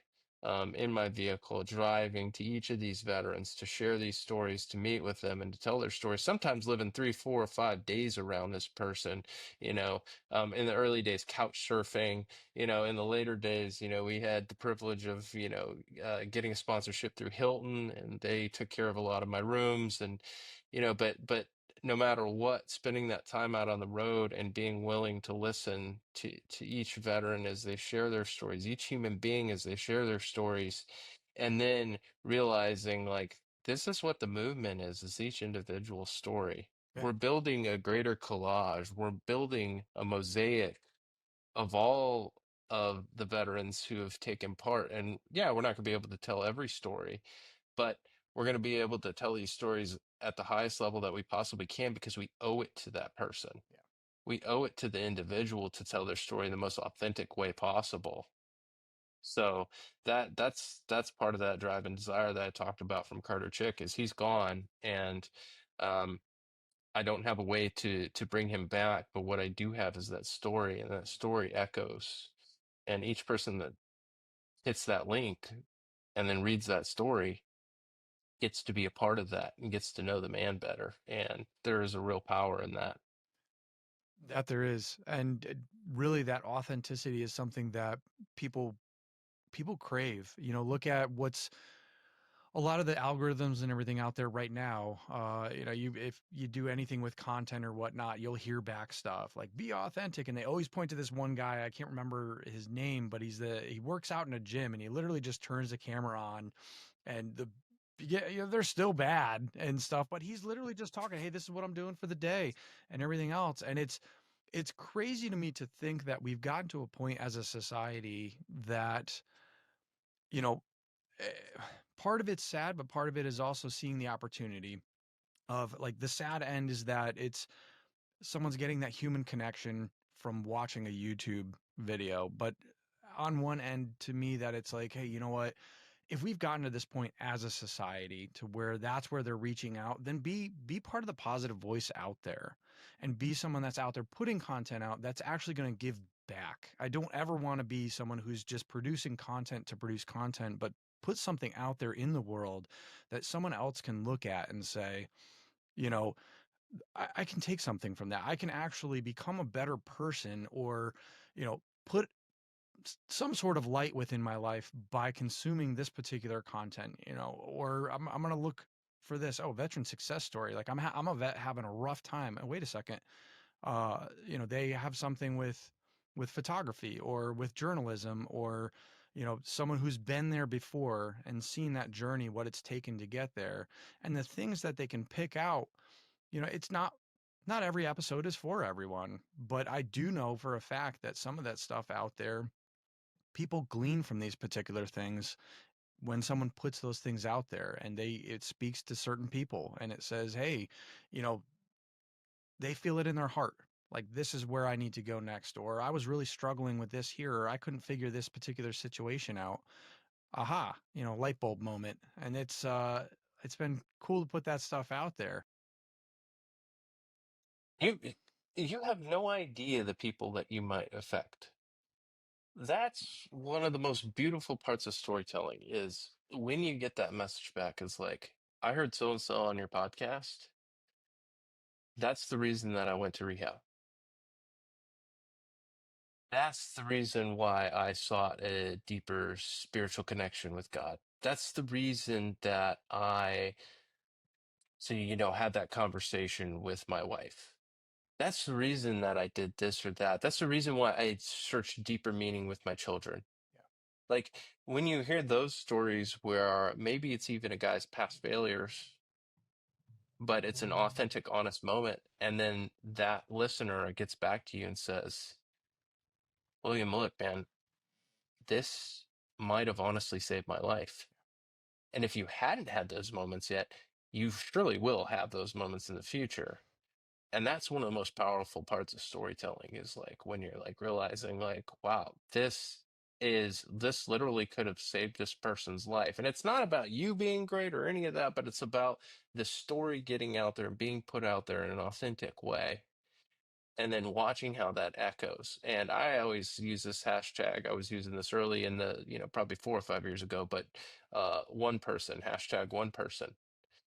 If it impacts one person, and I lose the lesson all the time, William, like I lose it all the time, right? Like I'm like, oh my gosh, how many people are reading this story? Like, it's important. I need to check the algorithm. Are we growing? Like, what's going on? But I lose that lesson all the time. But really is that's a lot of what this is about is one person.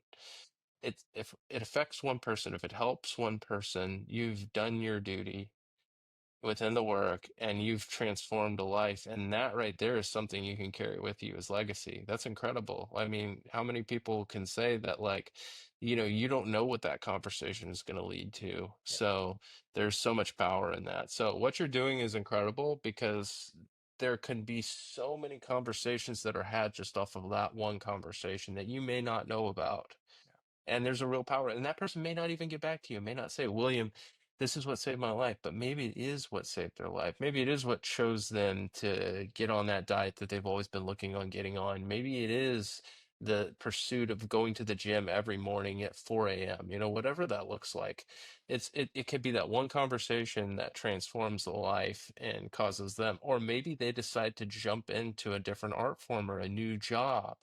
So, it's incredible the profound impact that story can have on a society as a whole. There's a reason why they're on cave paintings and stuff like that. It's something that's sort of driven humanity and sets us apart in a lot of ways from everything else out there. So why aren't we continuing whatever that format or that medium might be and just keep progressing along the way?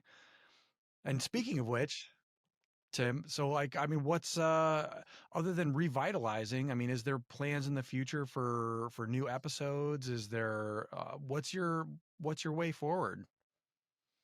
Well, right now we're on a track for about is we've got so much content that just even resharing these through the YouTube and we're repurposing a lot of it, but we're doing, I'm attacking these reels in a different method and, putting a lot of not to get too into the technicals, but Yeah. I'm using a lot of Adobe Premiere right now and CapCut and we're kind of like trying to make this look a little bit different than it's looked in the past. So there is a drive for that, but we have content for like the next year. So year and a half. So right now I'm kind of just creating. This is already taking up a lot of time as is, and I'm kind of trying to decide what's next. But we have had conversations with a few veterans. But right now I'm kind of just biding my time and staying in prayer and just seeing what's next for the work because I think that's a very important aspect of what I do. And I'll never be ashamed of my love for the Lord Jesus Christ. Like he's my savior, and I'm very thankful for that. And I wouldn't be anywhere in this work without him. And I put prayer into everything I do because it's such an important part of the project. But I think like I'm kind of just seeing what's next in the work and just seeing how people react to these coming stories. Right now, we're repurposing and resharing Riley Stevens' father's story, Mick Stevens. In fact, that came out this morning. And so like getting to share that story is incredible. Riley Stevens was a Green Beret in third group who lost his life in Afghanistan, and his dad shares stories of him growing up and raising a war fighter. And a lot of people have never read that story. A lot of people have never listened to that podcast. So now we're going to have the opportunity to reshare that and have a whole lot more people impacted through that work because mixed words are so powerful. The man's a true Texan. He loves Texas. He loves his country, and his son is just like an incredible war fighter, um, who abandoned by Afghan commandos on a rooftop, and shot through the neck and died and bled out within about 20 or 30 seconds, but was just a tremendous warrior till the end. He didn't leave that rooftop, and he knew what was going to happen. He knew his time was up and just fought it out until the very last bitter end. And his dad shares that story on the podcast. And, that was one of the hardest podcasts I ever did because that was a part of the Caregiver Project, which we don't do anymore. But that was one of the hardest projects I've ever done because you're sitting in a room with a guy who lost his son. we had to stop the podcast probably like, I don't know, 6 or 7 times because he's tearing up and he's having a hard time. And Mick is a hard guy. Like he's a tough guy. So you can imagine like sitting in a room with a father who lost their son in combat, and there is nothing you can say to them to bring that man back. There's nothing I could say to bring Riley back. And sitting in the room with someone like that, who just, choking up in those moments, and it's just incredibly tough. So getting to the deeper meaning in that story, getting to understand and hear the words of a father Hmm. who's lost his son. I mean, there is so much power in that, and there's a weight to that. Again, we talked about that earlier, the weight that you feel in making sure that you get the story right. It's like I owe it to that person to be as authentic as possible in my approach. And so, sharing these stories again, like I said, there are people that are going to hear this on your podcast and they didn't know who Mick Stevens was. They didn't know who Riley Stevens was. I've got a friend who's actually a room over from me right now, and he's Third Special Forces Group, Chris Thompson, and he served with Riley. And so these stories connect us, and there's real power in that. So we're going to share that. And then as far as what's next, we're just going in order right now. And I've been thinking a lot about storytelling as a whole and how we tell story because, you know, a lot of what we have done in the past has been chronological, but I like think about like wrapping my brain around a new way of doing that. Like, how do we get to that? Because there are a lot of incredibly talented directors in Hollywood, and other spaces that really like introduce us to story in different ways. They introduce us through the summary, through the ending. I don't know if you remember the movie Glory, but Glory is like for me as a kid, it was like watching those guys die on the beach, like towards the end. Spoiler alert for those of you who haven't seen Glory, but watching those guys die is like, oh no, this was the worst movie I've ever seen, Dad. And my dad's like, and then you see it a second time and you're like, oh my gosh, that is one of the best movies I've ever seen. Like, so thinking a lot about storytelling and the way that we tell stories, and kind of, trying to drive the narrative in a way that's still authentic to Hmm. what we're doing, but at the same time, rewraps it in a different way. So, there's going to be a lot of sitting down and thinking about how we approach the work in the future, and the conceptualization of what that looks like. And, that takes a lot of time. But yeah, there will be projects in the future if it's up to me. And yeah, I'm looking forward to some of those and seeing what can come out of it. So yeah, it's exciting. But, it has to be said that losing this World War II generation is really tough. Losing those guys is tough. About 299, I think it was last I checked, a day are being lost. And so losing those stories is a really, really tough one. But I think we're gonna really step into Vietnam because that fascinates me. Like I just have so much respect for what those guys went through and coming back to this country and being treated the way they were.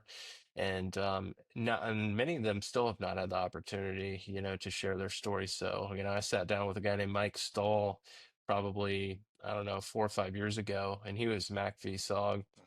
And so getting to experience that, and like, I think the guy had close to 10 suicide attempts, just went through the ringer and served this country bravely in combat, did 3 tours of Vietnam, and just there's so much to that. So I'm not sure specifically direction where we're going, but I know that we will continue to share stories, and that's really the mark is, and that's a lesson to creators as well, is like, don't be afraid of repurposing content. Like, just do it in a new way. Like, think about how you can grow the work. Attack YouTube, attack Instagram if you haven't attacked Instagram. It's important to think about how you're repackaging the work as well. So just search for new ways to do it. And because I think a lot of the early days, this thing was, we spent time like, we're gonna make this a global project. And it's like, well, maybe like you're in Texas and there are a lot of veterans there that you could cover and you could still do it in a way that's really powerful. So, you know, it can be any one way. It doesn't have to be just one way, you know, but surrounding yourself with people who will share with you and be honest with you about your approach and tell you where your weak spots are, what you can do better. That's, you know, you're constantly learning when you're being a creative. That's a huge part of being a creative is learning and listening to others and realizing your plan of attack through that process. And the way that people consume the content too is also constantly changing, as well as with the algorithm. Like you could have something that you put out that's just hot shit and guys love it, but the thing is if the algorithm doesn't push it out to the forefront, no one ever even knows it exists. Mm. So I mean, there's stuff to where it's like, man, I put X amount of hours, but what, like, how did that not? And then you even have people come back and are like, man, that was fire, but I understand you're new in it, so like just keep pushing, don't get too discouraged, because and it is there's Uh, something to be said for someone with 10,000 plus, on one end, or 100,000 plus on one end. There is something to it, but I have to say that, like, if you have a lot of that attention in the beginning, it just doesn't happen that way anyway. For anybody who's out, if it does, you're such a far outlier. Because if you get that attention in the beginning, I can guarantee you ain't ready. You're not ready for it. You know, when I started doing the podcast, not on my end, but doing as a guest. Um, Man, I think the first one I feel that I actually got all right was Combat Story. And that was, people realize afterwards, they asked me, like, well, how many was that? And I was like, I think that was number 54. And they're like, what? You did 54 podcasts to get to that point? I'm like, yeah. And I sucked on most of them.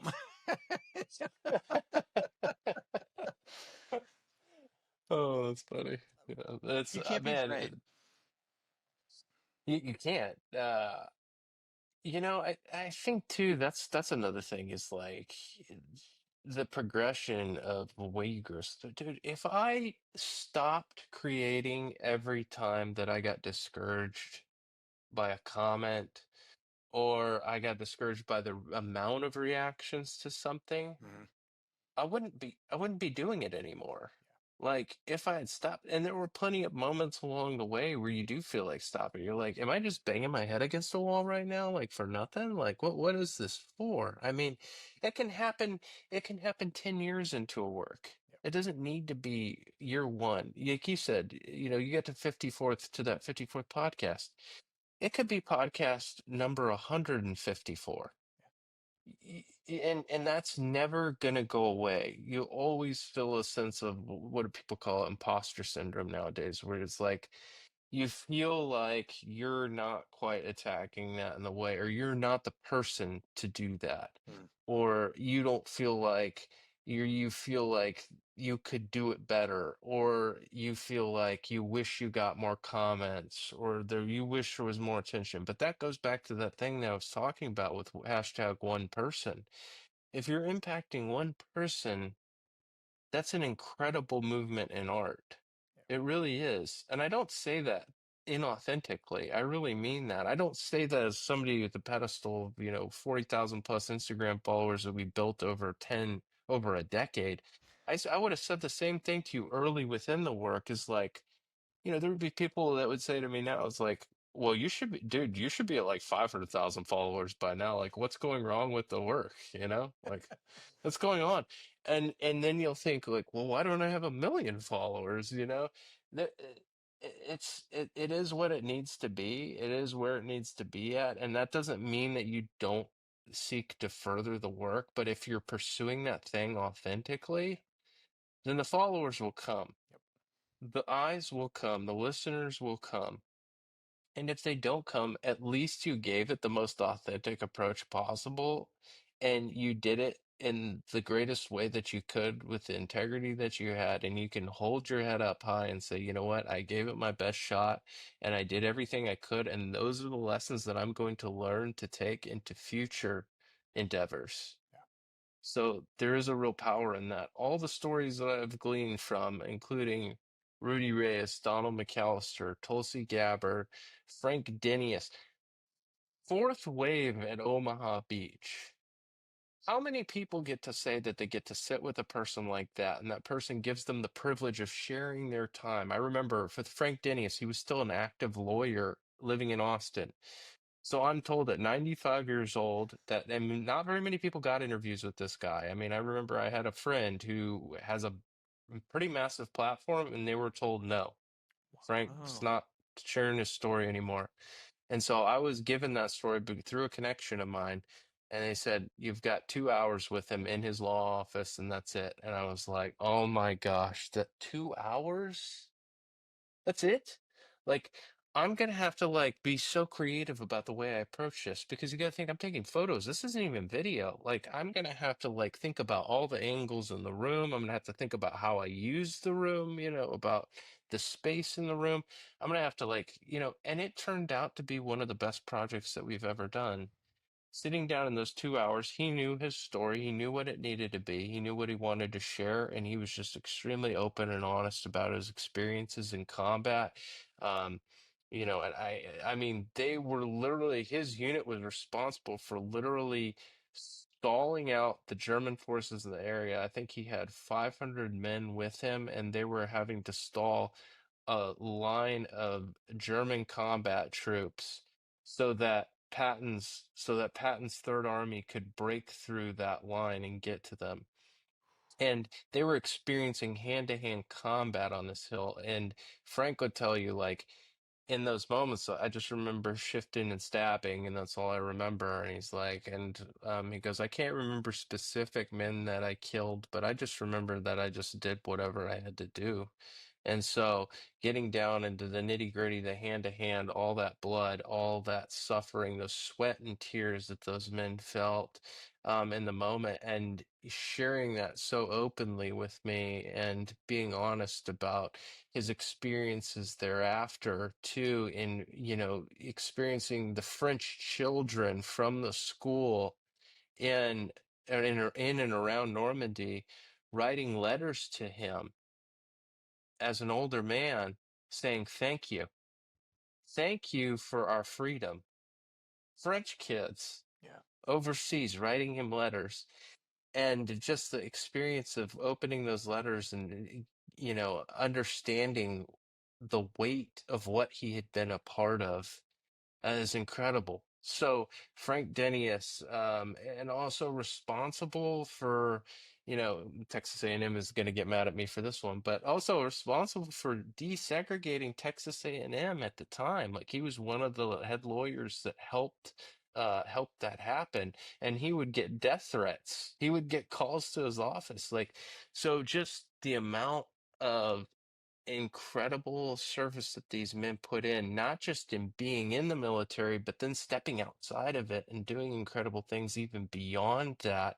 And that's really the deeper story of triumph that I'm talking about.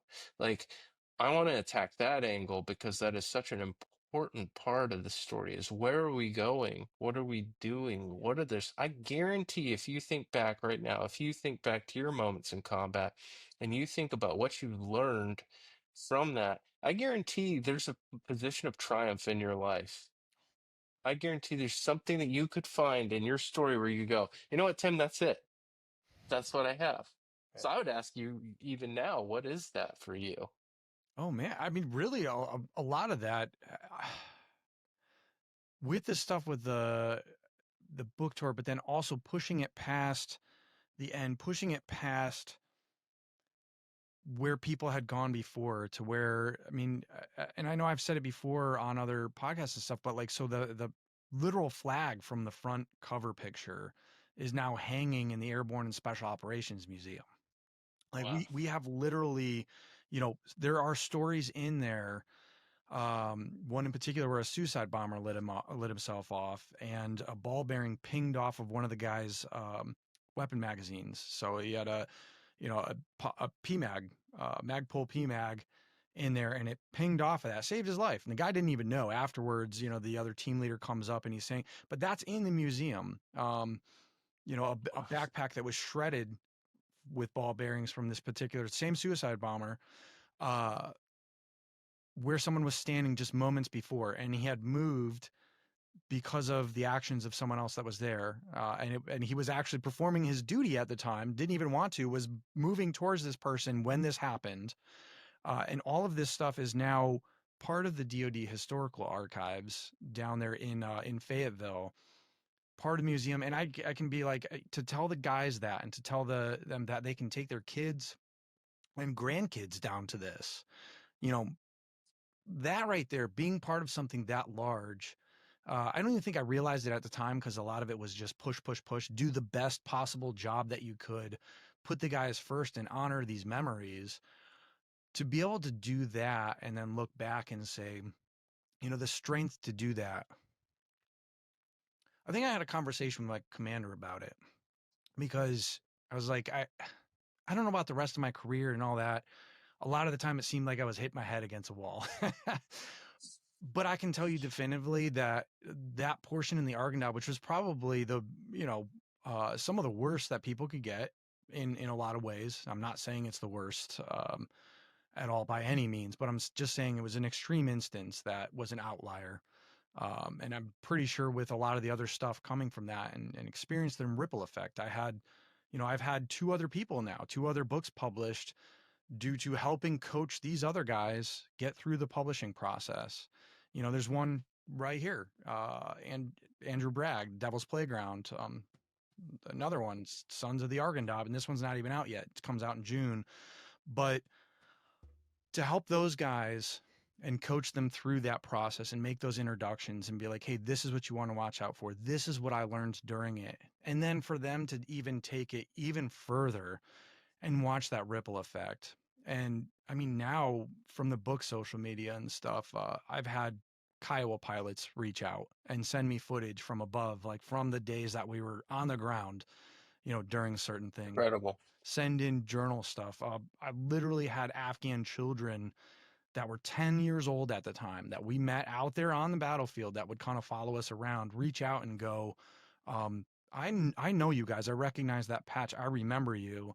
And describe very vividly, because I was like, okay, this is some BS, but describe very vividly exactly what happened, where we were, and certain things. And I was just like, holy crap, they're not bullshitting me.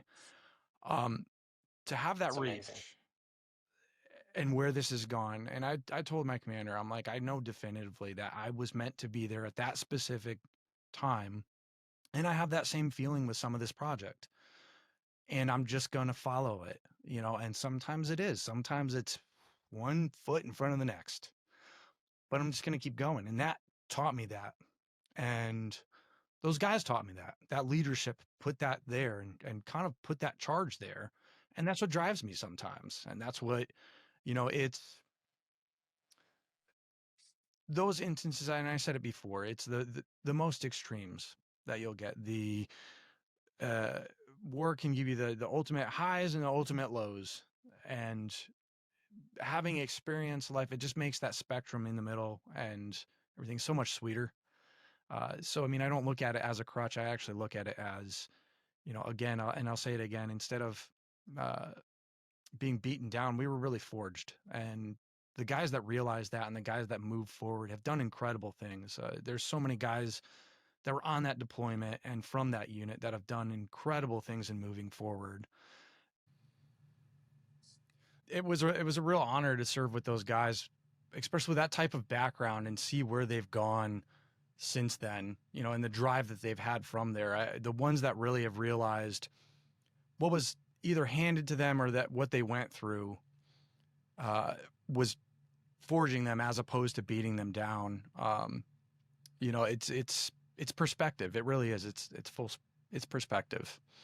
My dad has a saying that he always says. He says, You're going to go through things in life, whether you like them or not. It's all about the attitude that gets you through it. And you can either make that thing go really slow, or you can make it go a lot more quickly with a good attitude. So Yep. I try to carry that with me. And look, again, I lose the lesson sometimes, right? Like, where you're like, oh my gosh, like this is going really, really slow. But it really is a perspective and Yep. it really is about carrying a good attitude through it. So, I mean, much more so experienced by you guys, having been there. I can imagine like the attitude, shifts and like what it must have been like on the ground to experience experiencing the emotion and the weight of that. So, there can't be enough respect shown to the men on the ground who were over there and experiencing that very heavy level of combat and being in a space like that. And the effects of that felt, over here. I mean, think about how many times you could mention Argandab to people and have them, hey, point to that on a map. Yeah.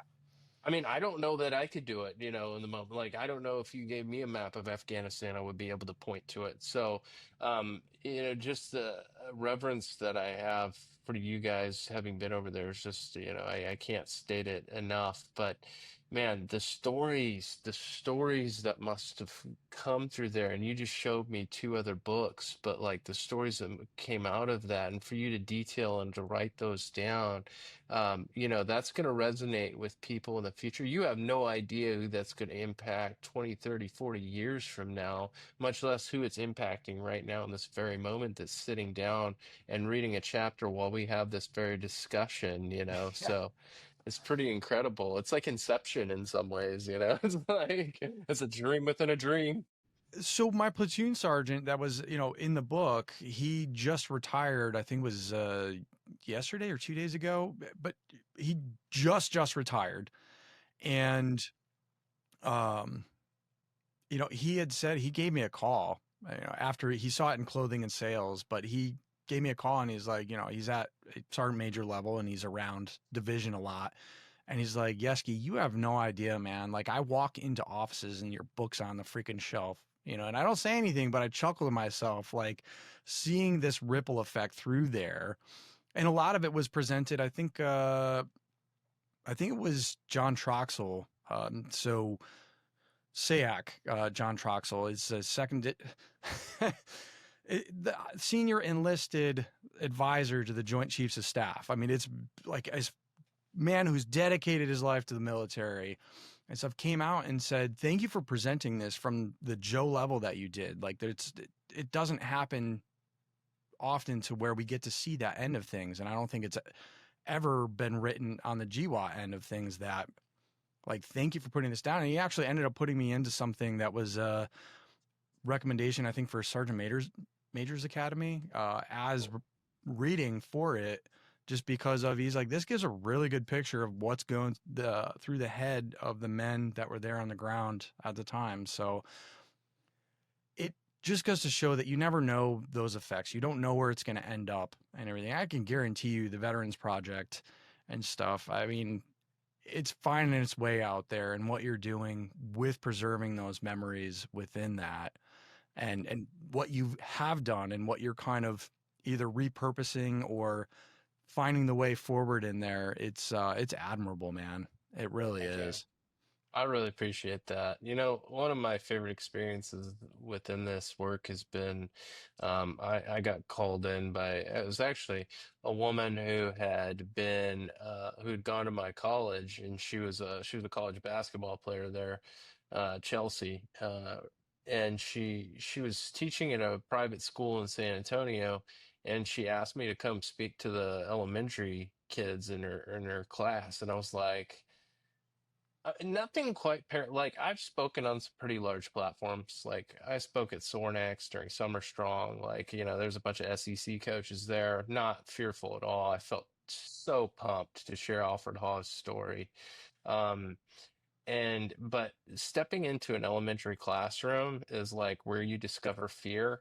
And it's like, what am I going to be able to say to these kids that's going to really resonate with them? What is that? But I remember sharing stories again back of my squad leader, and I showed them pictures, and I showed them pictures of his kids and him sitting with his wife on the couch, and I talked about what an awesome guy he was and how he was a Marine, and then you're starting to see these kids like their eyes light up, and then you're sharing the stories of, I would usually find like some of the more perspectives of being in combat, but shaping it in a way that the students could then understand, at that level, and then sharing stories of their kids and how much it meant for them to see their dad come home and be there with them. And so, like these kids who don't otherwise know the military, maybe like there's one, two kids in the room whose dad serves or something like that, or mom serves, but these kids are hearing these stories, and so getting to share those stories with even elementary class, like getting to watch their eyes light up when they hear stories of Alfred Hawes, or when they hear stories of Rudy Reyes, or they love Rudy, man. Like, yeah, they just love Rudy.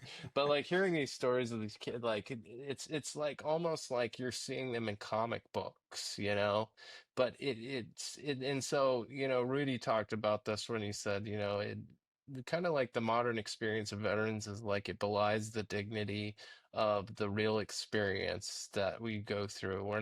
We're not comic book heroes, but then in a way kind of reverse engineering that and making them the comic book heroes and telling these kids about these guys like these are real life heroes. This is what a hero really looks like. And we're not perfect and we don't do everything right all the time, but look at these guys and look at what they accomplished and look what they did for you so we could sit in this classroom right now and have this conversation.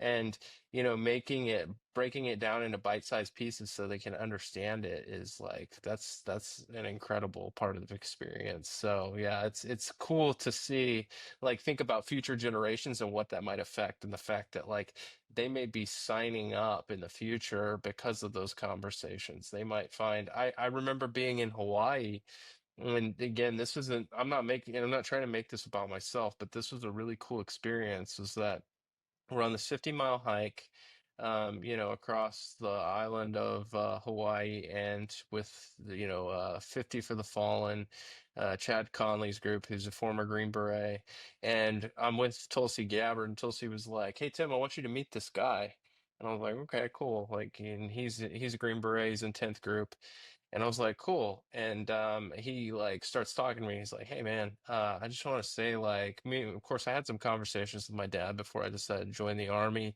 but it was your story on, I can't remember who it was. It was a Green Beret, and he said it was your story on one of the Green Berets that made me decide that I wanted to go and try and be a Green Beret. And I'm like,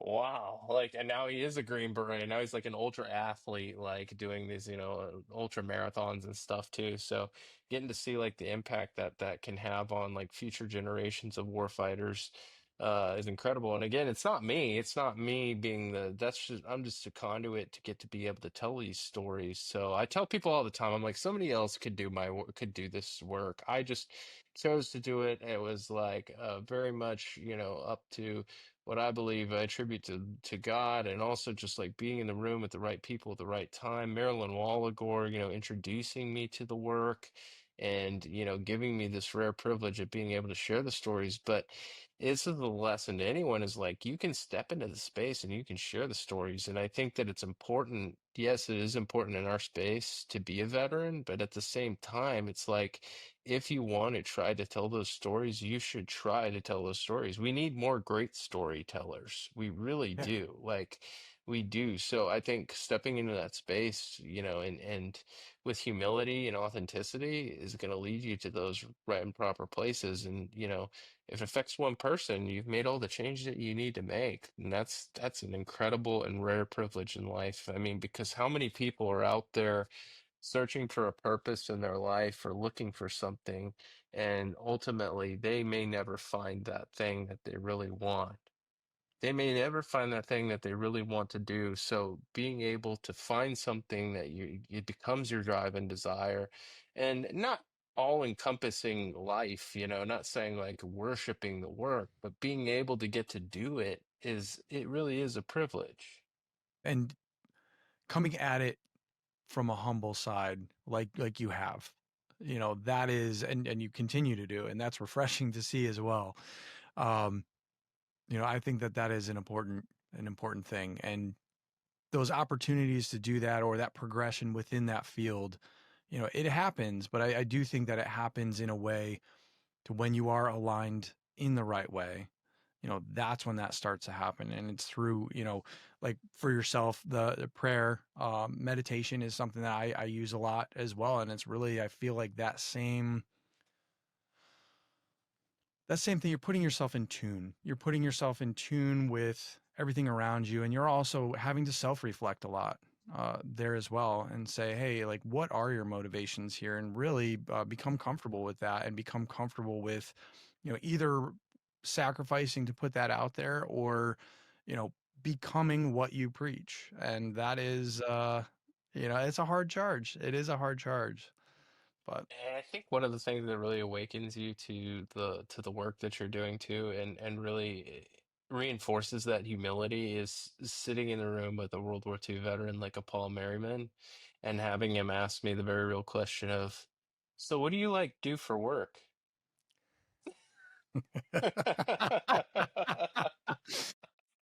And you're just people get like, paid for this? You got to be kidding me. yeah, yeah, it's like, yeah, it's like, it is a very successful man, he's built this massive company, and you're just like sitting there like, oh man, and I think that's also a greater lesson is that too is like, yes, you should pursue that thing if you believe in it, and you should try to understand the business end of it. But at the same time, if it's your side hustle, if it's something you just do out of love, that's beautiful too. Yeah. That's wonderful. Like, don't ever run away from that. There's so many great creatives and so many great artists I know in this world who have a regular 9 to 5 job and very much find purpose in that job as well.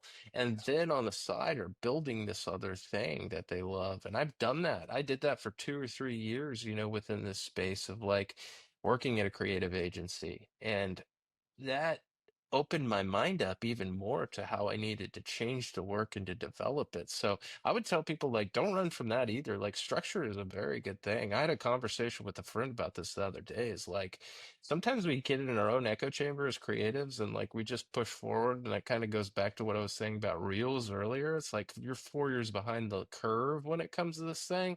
Like when you step into an environment like a creative agency or something like that, it's like you've got other creative people around you who are teaching you the things that you neglected. For example, one thing is my web pages were always loading very slowly, and I remember sending images off to one of our creative directors at my agency I was working at, and she's like, sends me like an NWA like meme, like don't send me this shit anymore, like, like and you're like laughing, you're like, oh my gosh, like I just got humbled, it's like because I'm sending the file sizes of like 10 megabytes as to where they should have been 2 megabytes, for faster load times. And you're learning like, oh wow, I didn't know that, so that was almost a decade into the work that I'm learning these lessons. So always be open to learning because there's gonna be somebody in your space that's better at what they do than you are.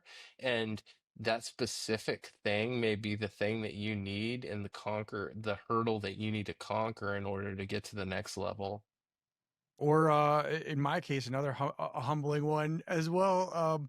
It only took me, what is it? I think it was episode 19 when I had an editor in chief on, where he's like, "I just can't let this go, man." But on your shorts, veteran success story is spelled wrong, and I'm like, "Wait, what?"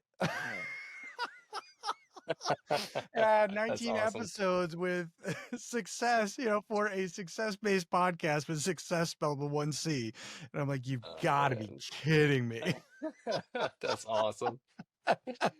That's So, hilarious. Tim, where can people find the Veterans Project and some of the stuff that you're doing out there? Yeah, so you can go to the website. It's www.thevetsproject.com. We're on Instagram at the Veterans Project. We're at Facebook. We're on Facebook, the Veterans Project, and then we're on X as well, Threads as well, and then let's see what else. And then YouTube, of course. So we've got the Veterans Project on YouTube. So, Yeah. um, I just want to say that it's a privilege to be on your podcast, and I'm really thankful for the opportunity, man. So keep rocking at what you're doing and keep pursuing it. And that love and desire that you have to share other people's stories is really powerful. Yeah, and same to you, man. Don't stop now, because the stuff you have out there is it's phenomenal. Like I've said, it's something that's inspired me along the way as well. Like I got to have Tim on at some point to talk to him with it, just because. But for the people that are listening, I'll put that stuff down in the description link as well, so it'll just be an easy one click for them, for the Veterans Project. But Tim, again, thanks for coming on the show and sharing, man. It's been great having you on and talking. Absolutely, man. Thank you so much for having me. I really appreciate it. Thanks for listening in on another episode of Veteran Success Story. I hope you guys enjoyed the episode. I'm going to put everything on where you can find Tim, the Veterans Project, and some of the other projects that he's worked on within the description link below. So make sure you check that. And, you know, if you guys enjoyed the episode, tell a friend, tell some other people, reach out. If you haven't yet, follow and subscribe. I just know a lot of people that are tuning in to listen to the content. They're not subscribed, which is interesting because I can see when they come back. So they keep coming back for more of this content, but just subscribe. I'm not going to inundate you guys with ads or anything like that, or at least not currently. So looking into a few different avenues to continue this, but need a little bit of help in there. So if you guys could, it goes a long way when you do that.